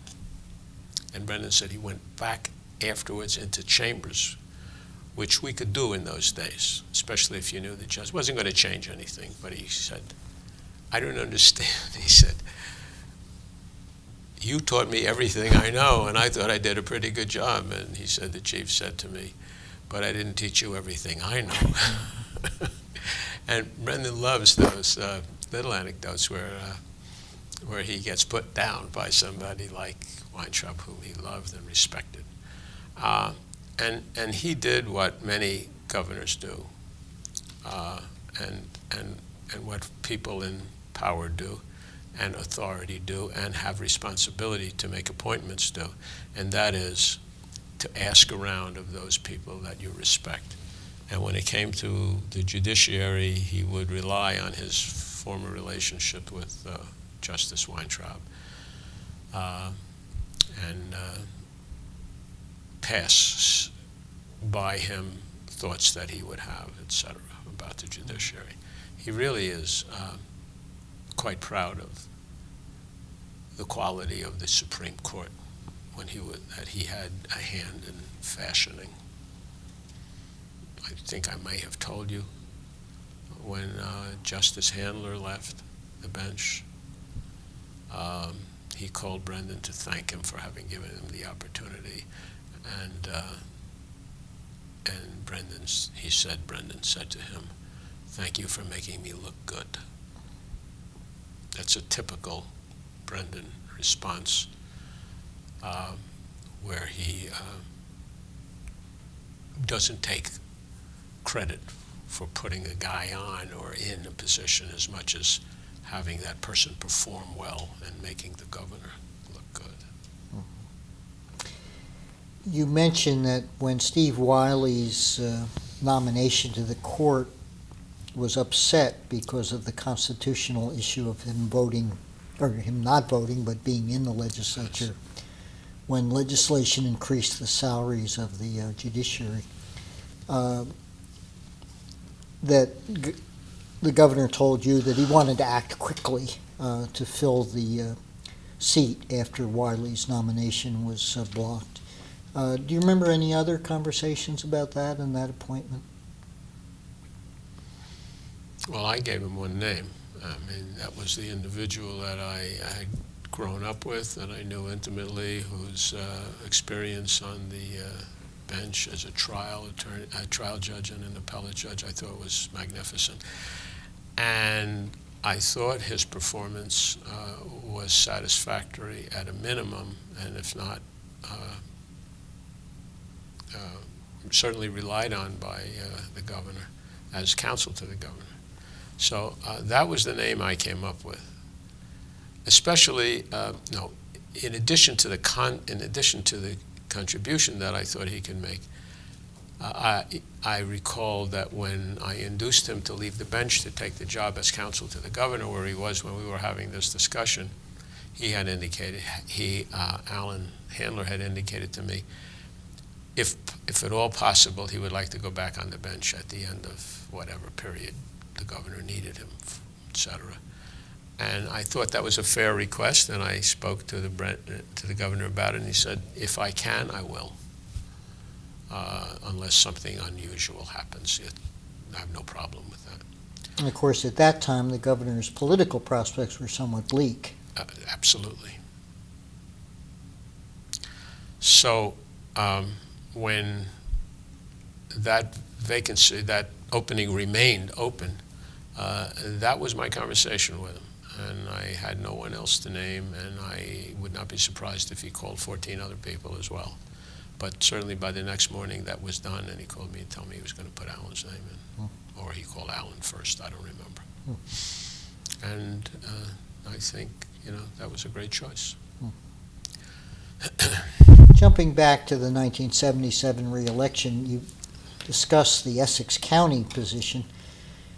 How about Hudson County? Some of the actors that you've already mentioned in other contexts, Jim Dugan, Francis Fitzpatrick, and others were key in the 1977 race. What are your memories about where they stood and what, if any, contacts were made to try to bring them on board?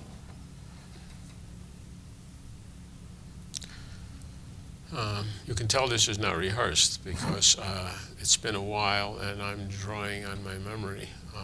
As I say, I spent most of my time at headquarters dealing with keeping county organizations in touch with us and we with them, etc. I don't remember any particular problem with Hudson County. I think Hudson County, if my recollection is correct,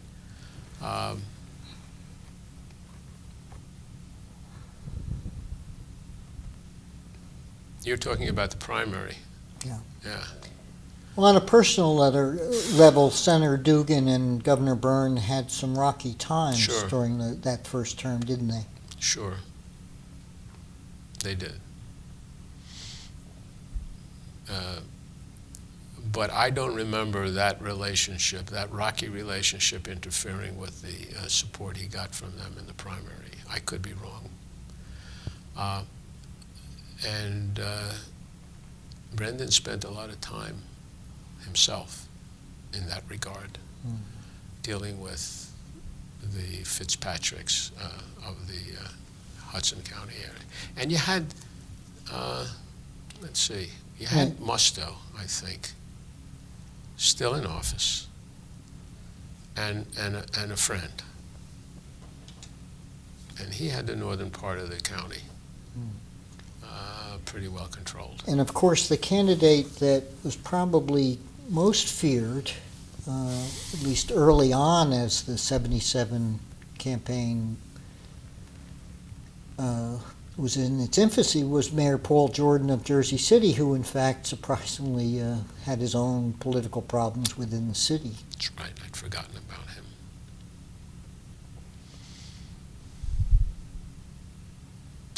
I'm drawing a blank.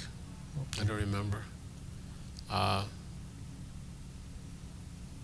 recollection is it terminated, and I can't recall why. Except we had a bunch of meetings.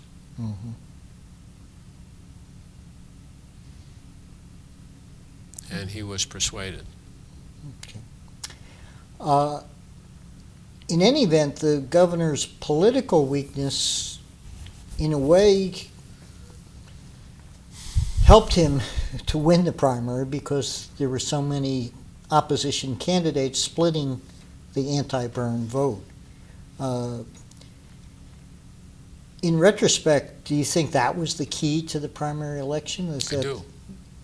I do. I think the governor would acknowledge that if he had a candidate on whom the opposition could focus, that he would have had a very difficult time winning the primary, because the Democrats thought he was going to lose the general election.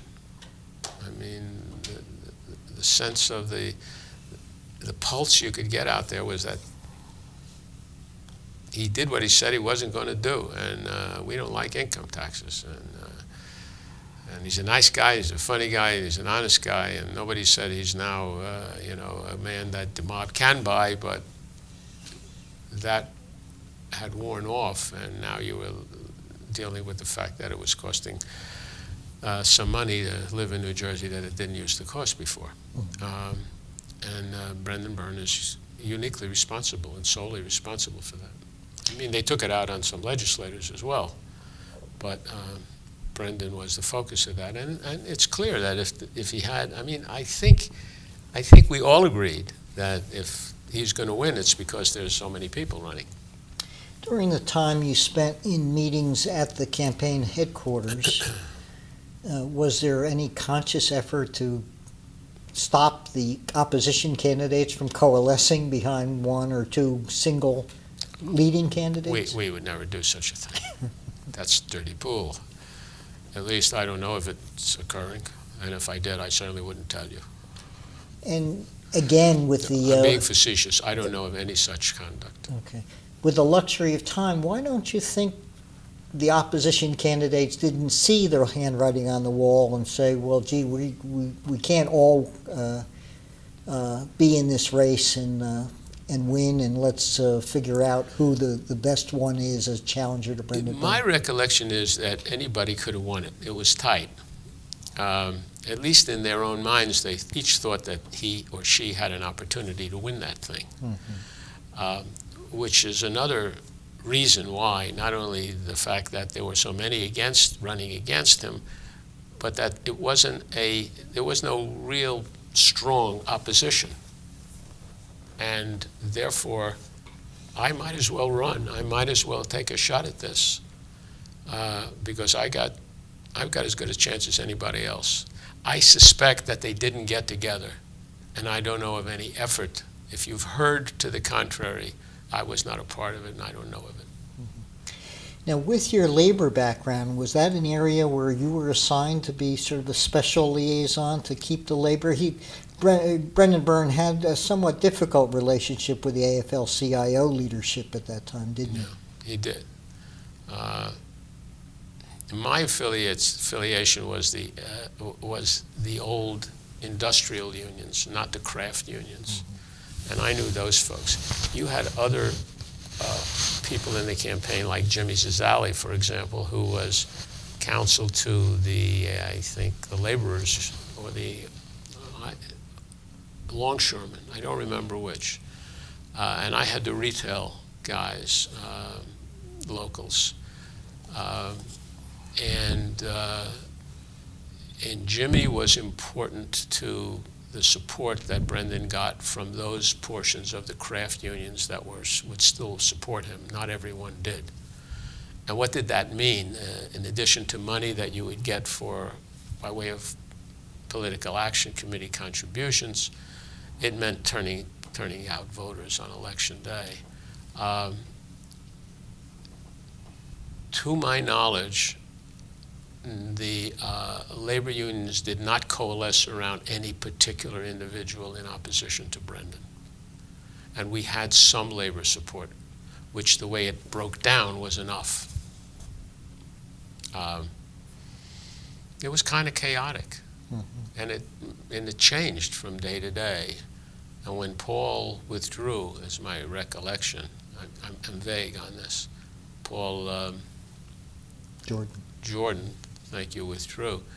That was very helpful in terms of eliminating someone who could have taken the same votes that Brendan was going to get. They shared a lot in common in terms of philosophy. Of course, Bob Rowe had strong labor support. Yes, he did. As I say, it was fractured. It was fractured. Well, in fact, he does win the primary, but still faces an uphill battle in the general election against Senator Bateman. At what point did you think the election started to turn around toward Governor Burns' side? When Brendan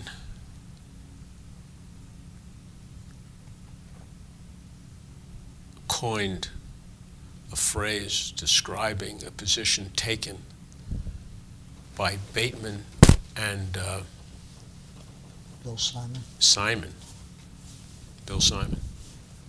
by referring to it in using the initials of their last names. The BS position, he said, and I can't remember the issue over which he labeled that a BS position. And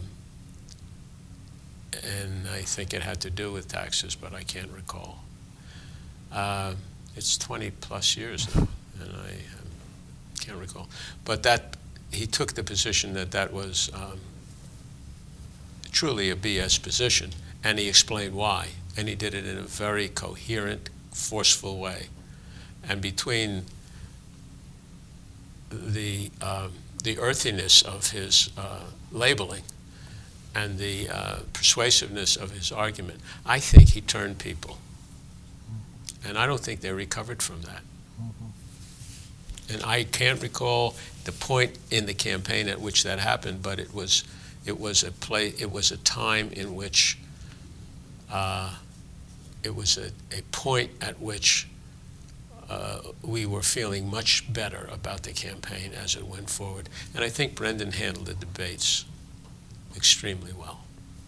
He demonstrated a feeling of confidence and humor.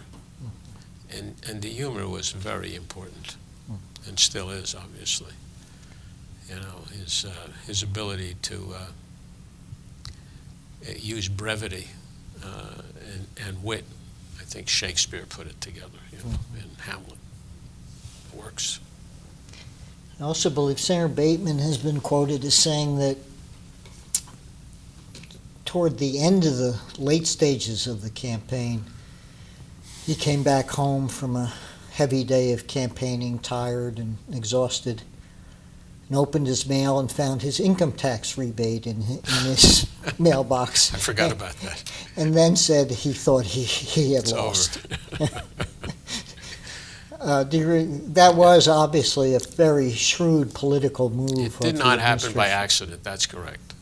What do you remember about that decision? I got a great idea, somebody said. You remember who? No. It's the idea that lived. The author is, I would not be surprised if Brendan signed off on it. I don't remember where it came from. Somebody speaking to you must have taken credit for that. We're exploring it in the archives. I don't have tracking it. Down. I don't have it. What do you recall of election night in 1977? Euphoric.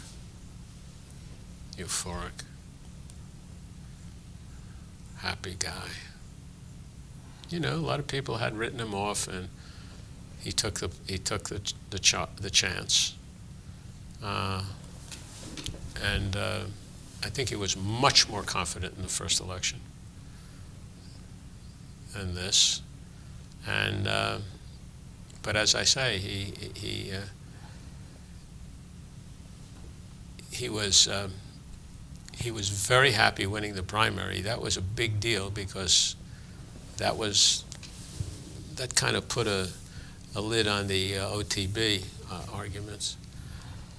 And he felt that he was, I believe in our conversations, he indicated that he felt that he was a much more seasoned campaigner than he was initially, and that he had grown being able to handle his press conferences and even his clothes. He said he wears them better now, and he felt like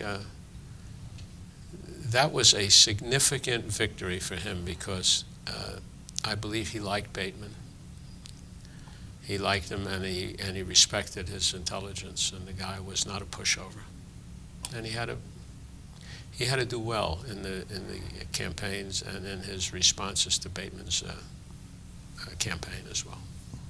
So it was a very, very exciting night. Yeah, it was a wonderful culmination of a person who developed every inch of the way. So he's now an entirely different person than he was when he started this process and running. You know, he speaks frequently and he's in great demand. And it's not only because he has the ability to succinctly discuss a subject and come up with a well thought out position on it, but that he can do it in a manner that's light-handed and, as Senator Gormley says, makes you laugh. Now, you mentioned your own ambivalence about running for re-election for your own seat. After the 1977 November election, and you are re-elected, did you consider going into the administration? Were there any thoughts about that? No, I really wanted to get back to the practice of law. I mean, I had 4 children by then. My daughter, who was the latest of the children to be born, and Jennifer, hardly ever saw me. And my firm was not, I wasn't contributing to it. I was a drag on it. And I knew this was going to end at some point. I had no thought of going back into government. I had 4 kids that had to go to college. And I needed to earn a living and do that. And I had experienced what I had hoped to experience. I was very satisfied with what I had done. I did not enjoy the confrontations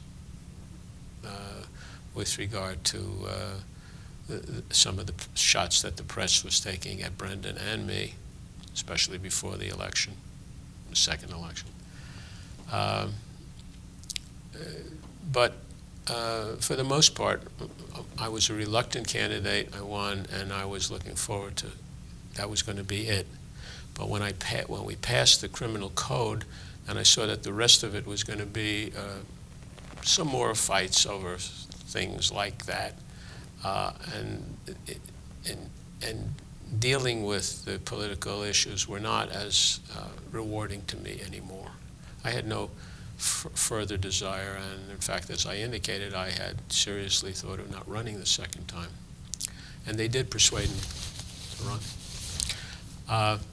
So that I was anxious to get out, and I thought I saw a window where it would be good for me to step down.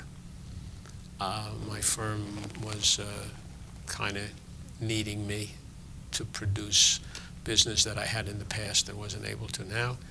And Brendan wasn't going to run again. The time seemed appropriate.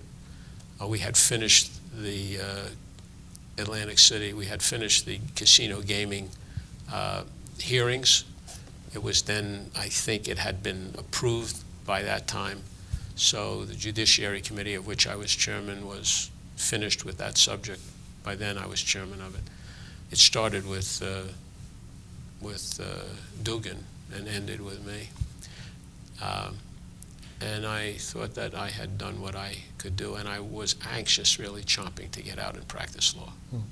Well, before we let you get out of the Senate, let's discuss the special role of the Judiciary Committee and you as chairman of the Judiciary Committee in nominations to the bench and nominations of prosecutors.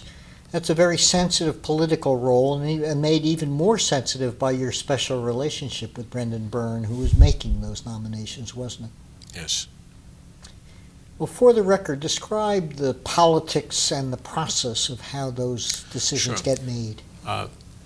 As I think you know, I'm sure you do, and as most people who are interested in this subject know, the concept of senatorial courtesy is an unwritten process by which any senator, and it evolves depending on the organization of the Senate at the beginning of its term, who could exercise courtesy is determined by the majority in the Senate, by the caucus of the majority in the Senate.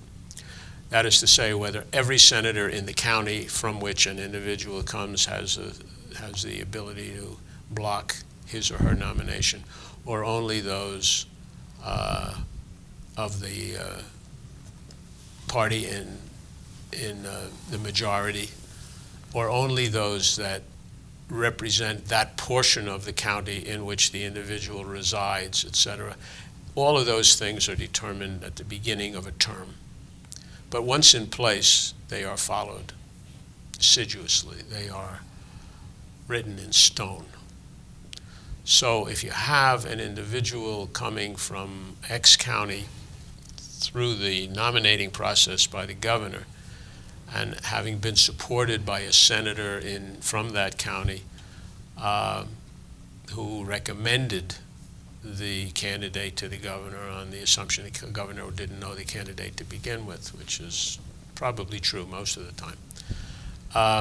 And then you've got an individual from the same county, also a state senator, who has a problem, in quotes, with that individual. It could be a meaningful problem. That is to say, someone whom that senator has heard is abusive to women or folks of color or minority while practicing law, etc. Something that's significant versus something that would be personal, where they had a dispute. That person exercises courtesy by not signing off physically on a piece of paper, or picks up the phone and tells the chairman of the Judiciary Committee, I'm blocking so-and-so, I'm not going to sign off. Now, the custom is that it doesn't move. It never comes to a vote. That's why you see a call from the governor's office or senators that support a candidate, or from anyone, including the press, put it up for an up or down vote in the Judiciary Committee. No, that's not the system. You never get there. And there were several instances where it was a very personal objection being made, and I thought it was unfair, and it was unfair. It had nothing to do with the woman's ability. It had to do with the fact that when they were both practicing law, the objector and the candidate had an argument or a dispute. And it came over my dead body kind of reaction. So the governor is really powerless in that situation, except to say, I think it's inappropriate, and I'm not going to look favorably on any of your recommendations as a result of what I think is a very unfair attitude toward this human being that I have nominated. And beyond using his power in that sense, in that manner, he's frustrated, or she's frustrated in the position. Even as the most powerful executive in the country, you can't get the Senate to change as a body. But my view was the chairman of a Judiciary Committee could call a vote, in spite of the fact that the senator from X county does not sign off. And then it depends on what happens in the Judiciary Committee.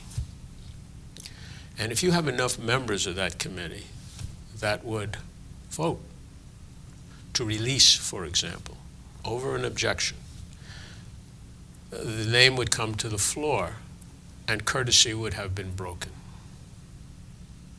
And I was there, almost there twice.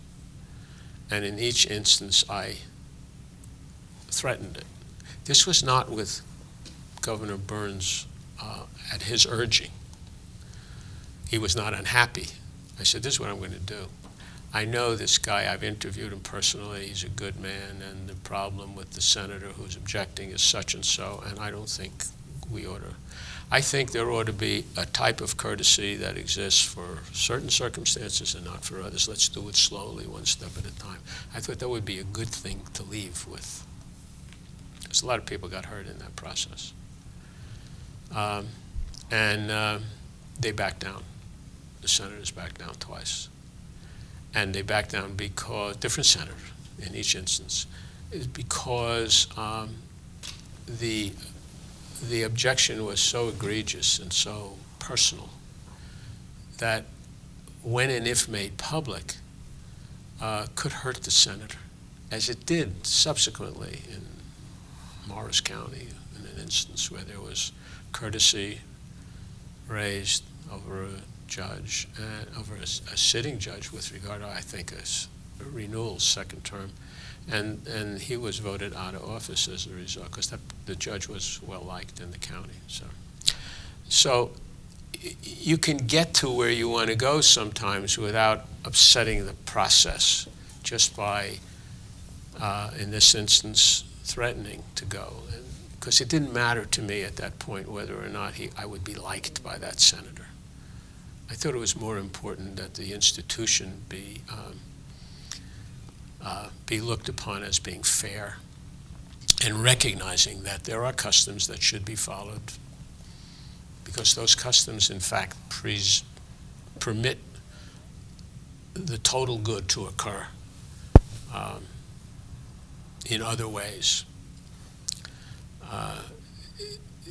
The power of the Judiciary Committee chairman is immense. I mean, if you don't call a bill up, it never gets up on the agenda. You control the agenda. I think my experience there was that if you treat the members fairly and you tell them what you're going to do and why you're going to do it, and you have an argument about whether or not this bill should be listed, my view was all bills should be listed unless there was some reason not to, and I rarely found a reason not to list the bill. So I think they respected that, and if they lost on a vote because I might have been in the majority or the minority, I tried not to be dictatorial, and I found that the most enjoyable part of my time in the Senate. But there too, it was getting to be repetitious, and for the most part, it was kind of boring, for the most part. And you look forward to confrontations. If you're looking forward to confrontations, then you're really not having a good time. And I considered, my duration is one where I enjoyed doing it, and I was able to do things, not all the time successfully, but at least help get to where I wanted to go as a matter of personal policy.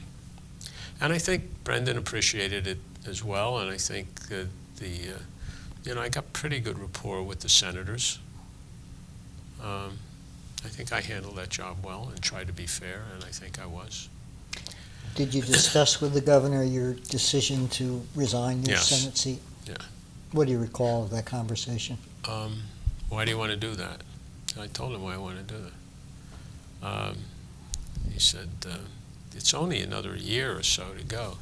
I said, yeah, but you know what? It's important to the firm, and I got to have a life after this.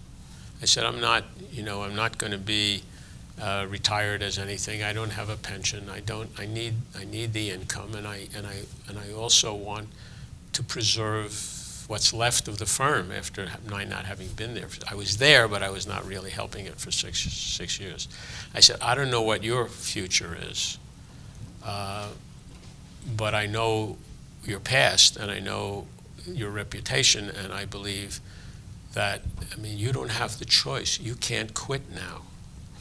I can. And I hope people say nice things on the floor, and you might even come in and say goodbye. And what he did, which no other governor had ever done before, was appear in the balcony when it was announced that it was my last term, my last day there. And he just sat and watched and listened. And I was really moved by it. But he understood what I was doing. And it really, he didn't need me anymore. He was there, and there's, I think, a year and a half to go. And he had made close enough relationships with folks that would help him the rest of the way. Although I will say that I was called on from time to time to help speak to senators when there was a problem getting a vote or two in a very important matter dealing with one of the justices whose terms was expiring. And I got a call from the justice who said, Brendan suggested that I might talk to you to find out what I could do to help get that 21st vote. And so we went through it, and I, offered whatever assistance I could. But for the most part, I was seeing my kids and trying to build this firm up again. And then Steve Wynn called, and he asked if I would be interested. And I said, what are you going to do? And we had dinner, and we talked about it, et cetera. And he said, I don't know anything about this process. We don't have this in Las Vegas. Well, for the record, who was Steve Wynn? Well, he had a freestanding casino in downtown Las Vegas called the Golden Nugget. And he's a fascinating human being. My wife and kids met him, and they were just bowled over by him. He is a genius in my mind. He is, unfortunately, and it's well known, a retinitis pigmentosa condition, so he was slowly going blind, and it's worse and worse and worse today. So he used to put his hand on my shoulder when we walked through a casino and would bump into things because he couldn't see at night. But he paid meticulous attention to the color of the wallpaper and the pictures that were going to, the music in the elevator going up versus the music coming down, to set the mood for the folks who wanted to gamble. But he had no ability to build a casino in Atlantic City without public funds, and no casino had ever raised public money before. So we sat down with Mike Milken, and he suggested this concept of using junk bonds, which means they were less secure than most bonds. And we did a dog and pony show around the country with Mike Milken's company. Drexel Burn. Yeah, Drexel.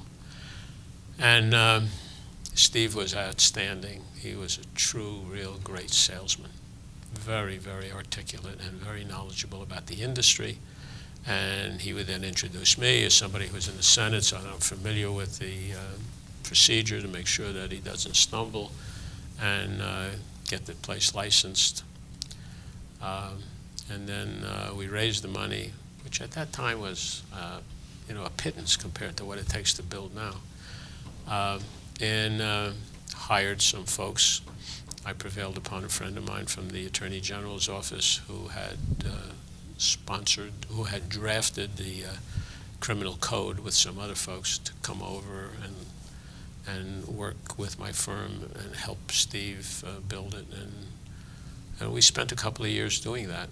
And then I became president of the Golden Nugget during that process.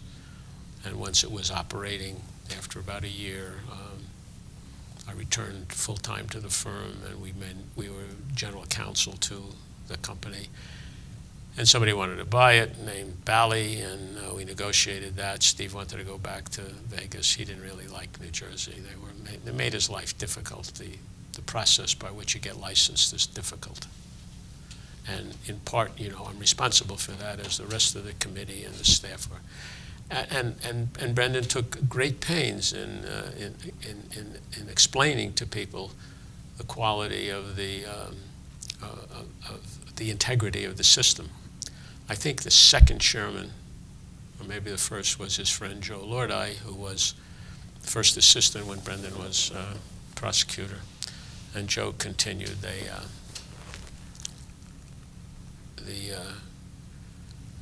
reputation for the integrity of the system, which I'm very proud to say has never had a scandal in all the years that it's been in business. I mean, people have been bounced out, they've been denied licenses, even major corporations. In one instance was denied a license, but for the most part, the licensing procedure has worked. Not for the most part. I don't know of its failure. The bad guys didn't get in. And we sold the casino, and Steve went back to Las Vegas and built an empire, and then sold that empire because of a problem he had with the underwriters who wanted to see better profits, et cetera, et cetera. And now he is again on top of the world with his new Wynn Casino and the new one that they're building next door to it called Encores, I think. And he's got one place going up in off Shanghai. I can't recall. He won that bid. So it's been interesting. How did it come that he first called you to? He met with, he tells me he met with Steve Persky, because Steve was in the Senate then, I was gone. And he said, I'm interested in coming here. Steve knew his name, he said, because even though he only had one casino, he was a guy that was bringing a different kind of talent to Las Vegas. Willie Nelson type stuff, which folks from the Strip would come downtown to see and eat his Chinese food that he had. It was wonderful, and play some craps and blackjack or whatever. And he asked Steve to recommend the names of some folks that he might interview to be counsel, because he didn't know how to do it. And I guess among other names, or at least Steve recommended me, and perhaps others, I don't know. And so he interviewed me, and we chatted, went to dinner with our wives, and Willie Nelson was in town, and it was very glamorous. And we talked about the process, and I asked him a lot of questions about his background and how he got there, because I was concerned that if I was going to do this, I wanted to get it done. I didn't want to find out I had a problem. And that interview was important to me. And Steve was very open and discussed his father, who was an inveterate gambler, and how he had to leave law school in the second year because his father died, and he took over the business, which was a bingo parlor or something like that outside of Washington. And somebody took him to Vegas to see what it looked like, and he said, the bingo parlor is not for me. This is what I want. And then we went through his history, and what people he knew, anything in the woodwork that I should know, et cetera. We interviewed him.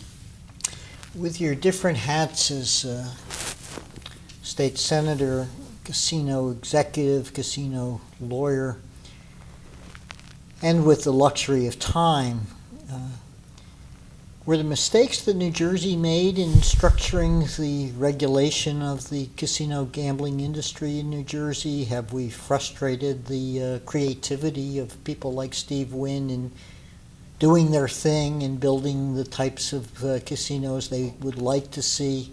How do you sort of feel? Has Atlantic City been a success or a failure or somewhere in between? It depends on how you define success. The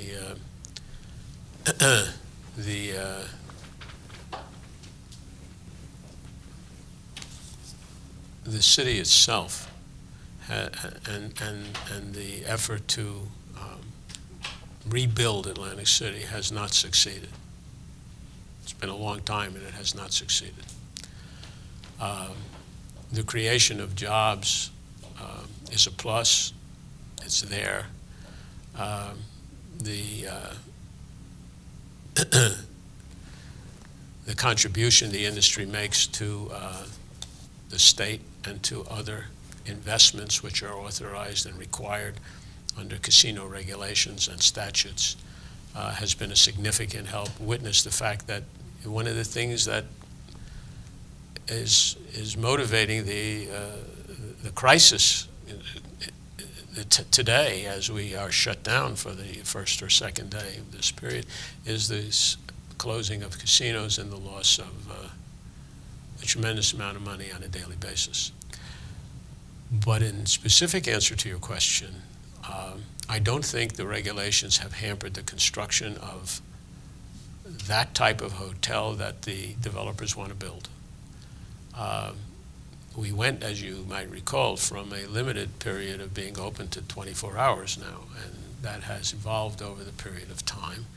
And it permitted the investment community to recognize New Jersey as a place where these endeavors and the construction of these mega millions and hundreds of millions of dollars of hotels are not in jeopardy because of exposure to criminal elements. No casino that's open has lost its license. None has really been in jeopardy.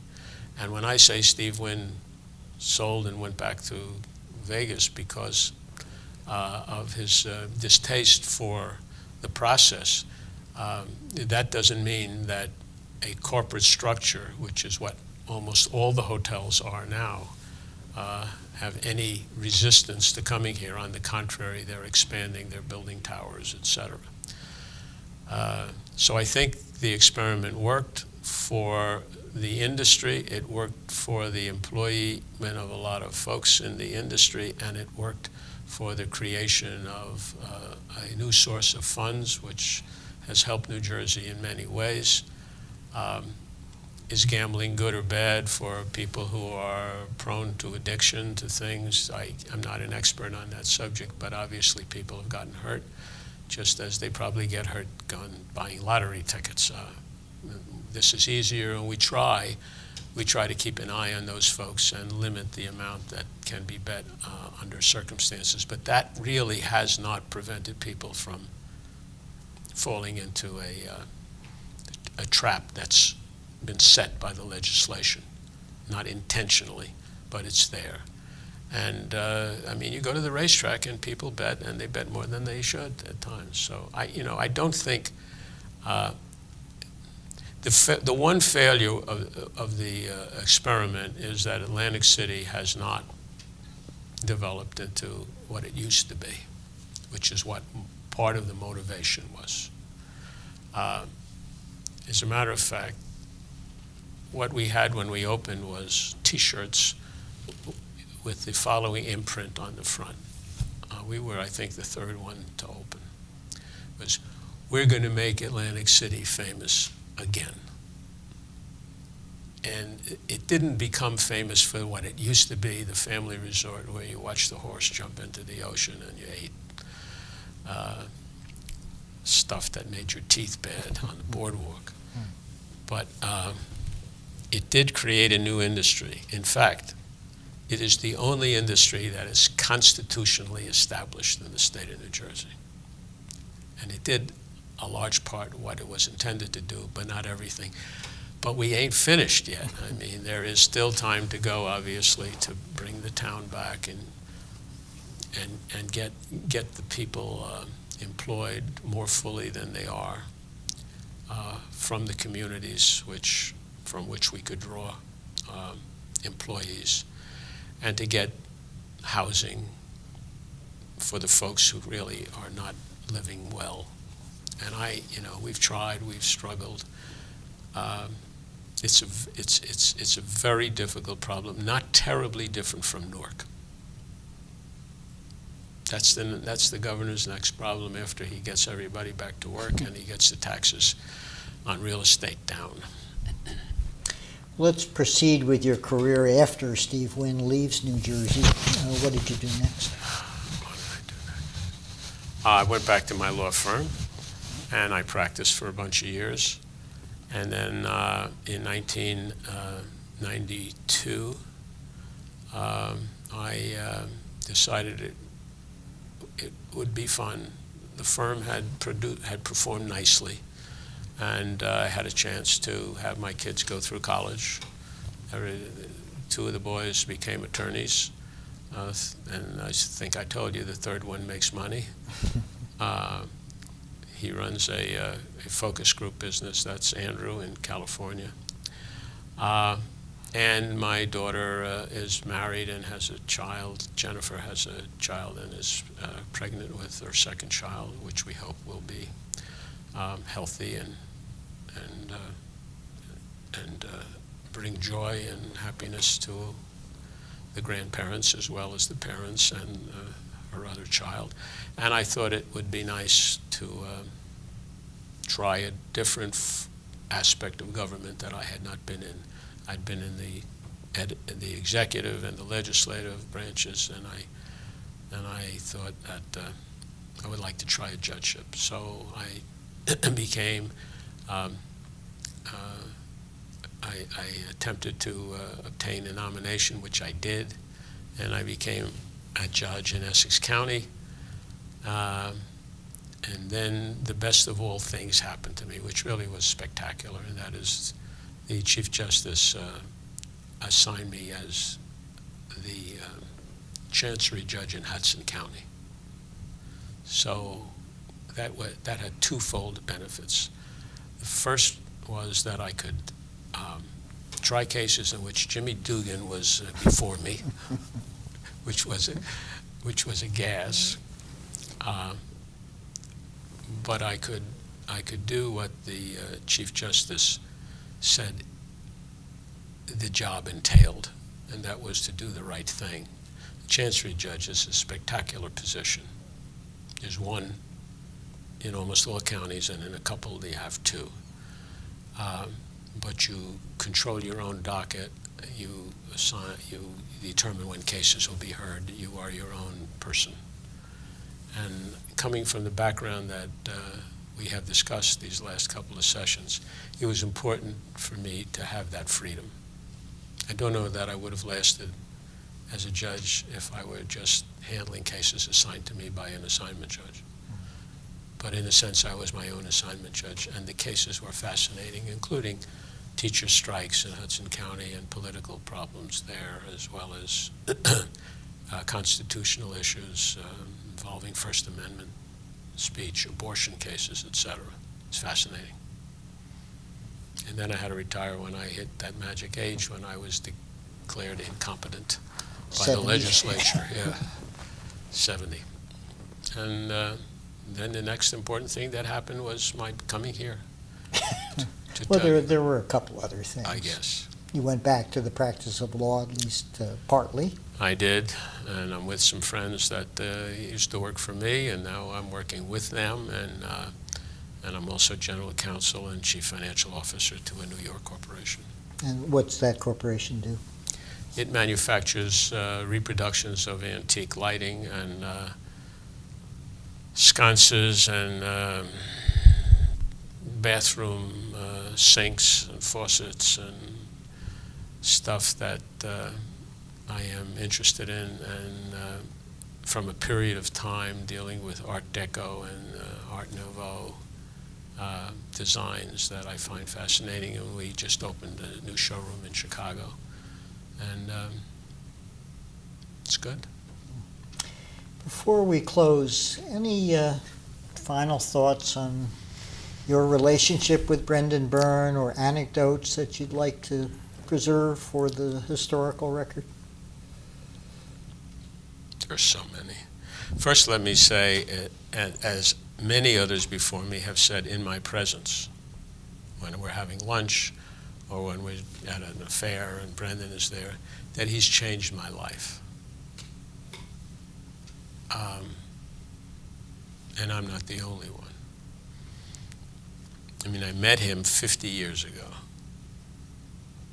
And from riding back and forth to Trenton from Essex County with Brendan and 2 or 3 other folks who were in the Attorney General's office or the Governor's office, we quickly determined that there was a bond in terms of our objectives and desires and our views towards politics and government.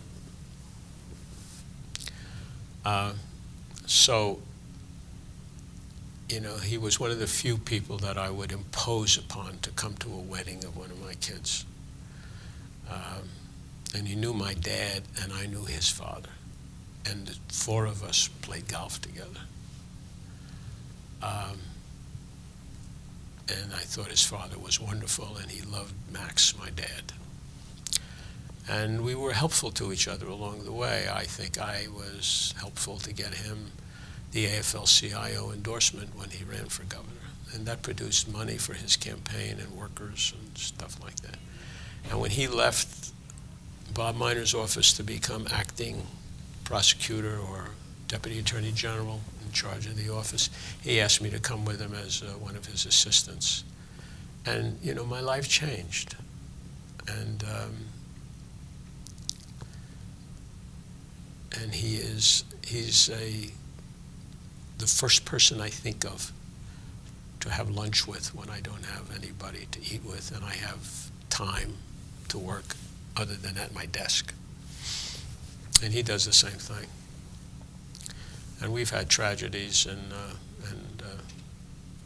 that we've shared and happy times. I mean, there's no more rewarding experience for me than when he came to me and said, I need a story about such and so.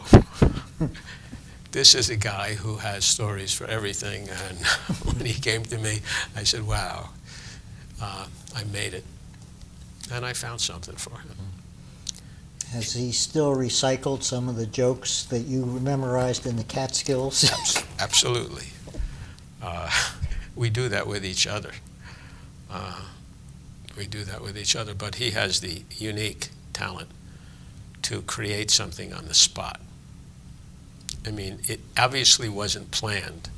You know, when he comes to somebody's retirement party and you find that there's been an accident outside and the cars are jammed up and the helicopter's trying to extract somebody, he would walk in and refer to that incident as if it had, you know, happened years ago, and he had 14 lines from it. And it's just amazing, his capacity to create and see humor in things that other people can't begin to. And it all has to do, in my opinion, with the fact that he is brief, and he has developed a speaking ability in which he underplays the punchline. He almost doesn't say it. You sense it yourself, and he kind of stumbles into it, and the place is in an uproar. I've never seen any, and I saw a lot of comedians in the Catskills. I never saw anybody deliver a punchline understated like that, almost never articulating it. If you're asking me to repeat his stuff now, I'll tell you the one line that I thought was really Brendan Byrne. And that is when his name came off the building. I don't know if I mentioned it here the other day. If I have, you can delete this, but his name came off the building, and I said to him, don't feel badly about that, Brendan. I mean, it was a political decision that was made, and it has nothing to do with you. He said, what do you mean feel badly? I mean, I was immortal for 3 years. So the concept of immortality for a period of time is you have to have a sense of humor that sees that in order to appreciate it. It's very clever. And it's the meaning, too, you know. He's a self-effacing guy. Thank you. Thank you.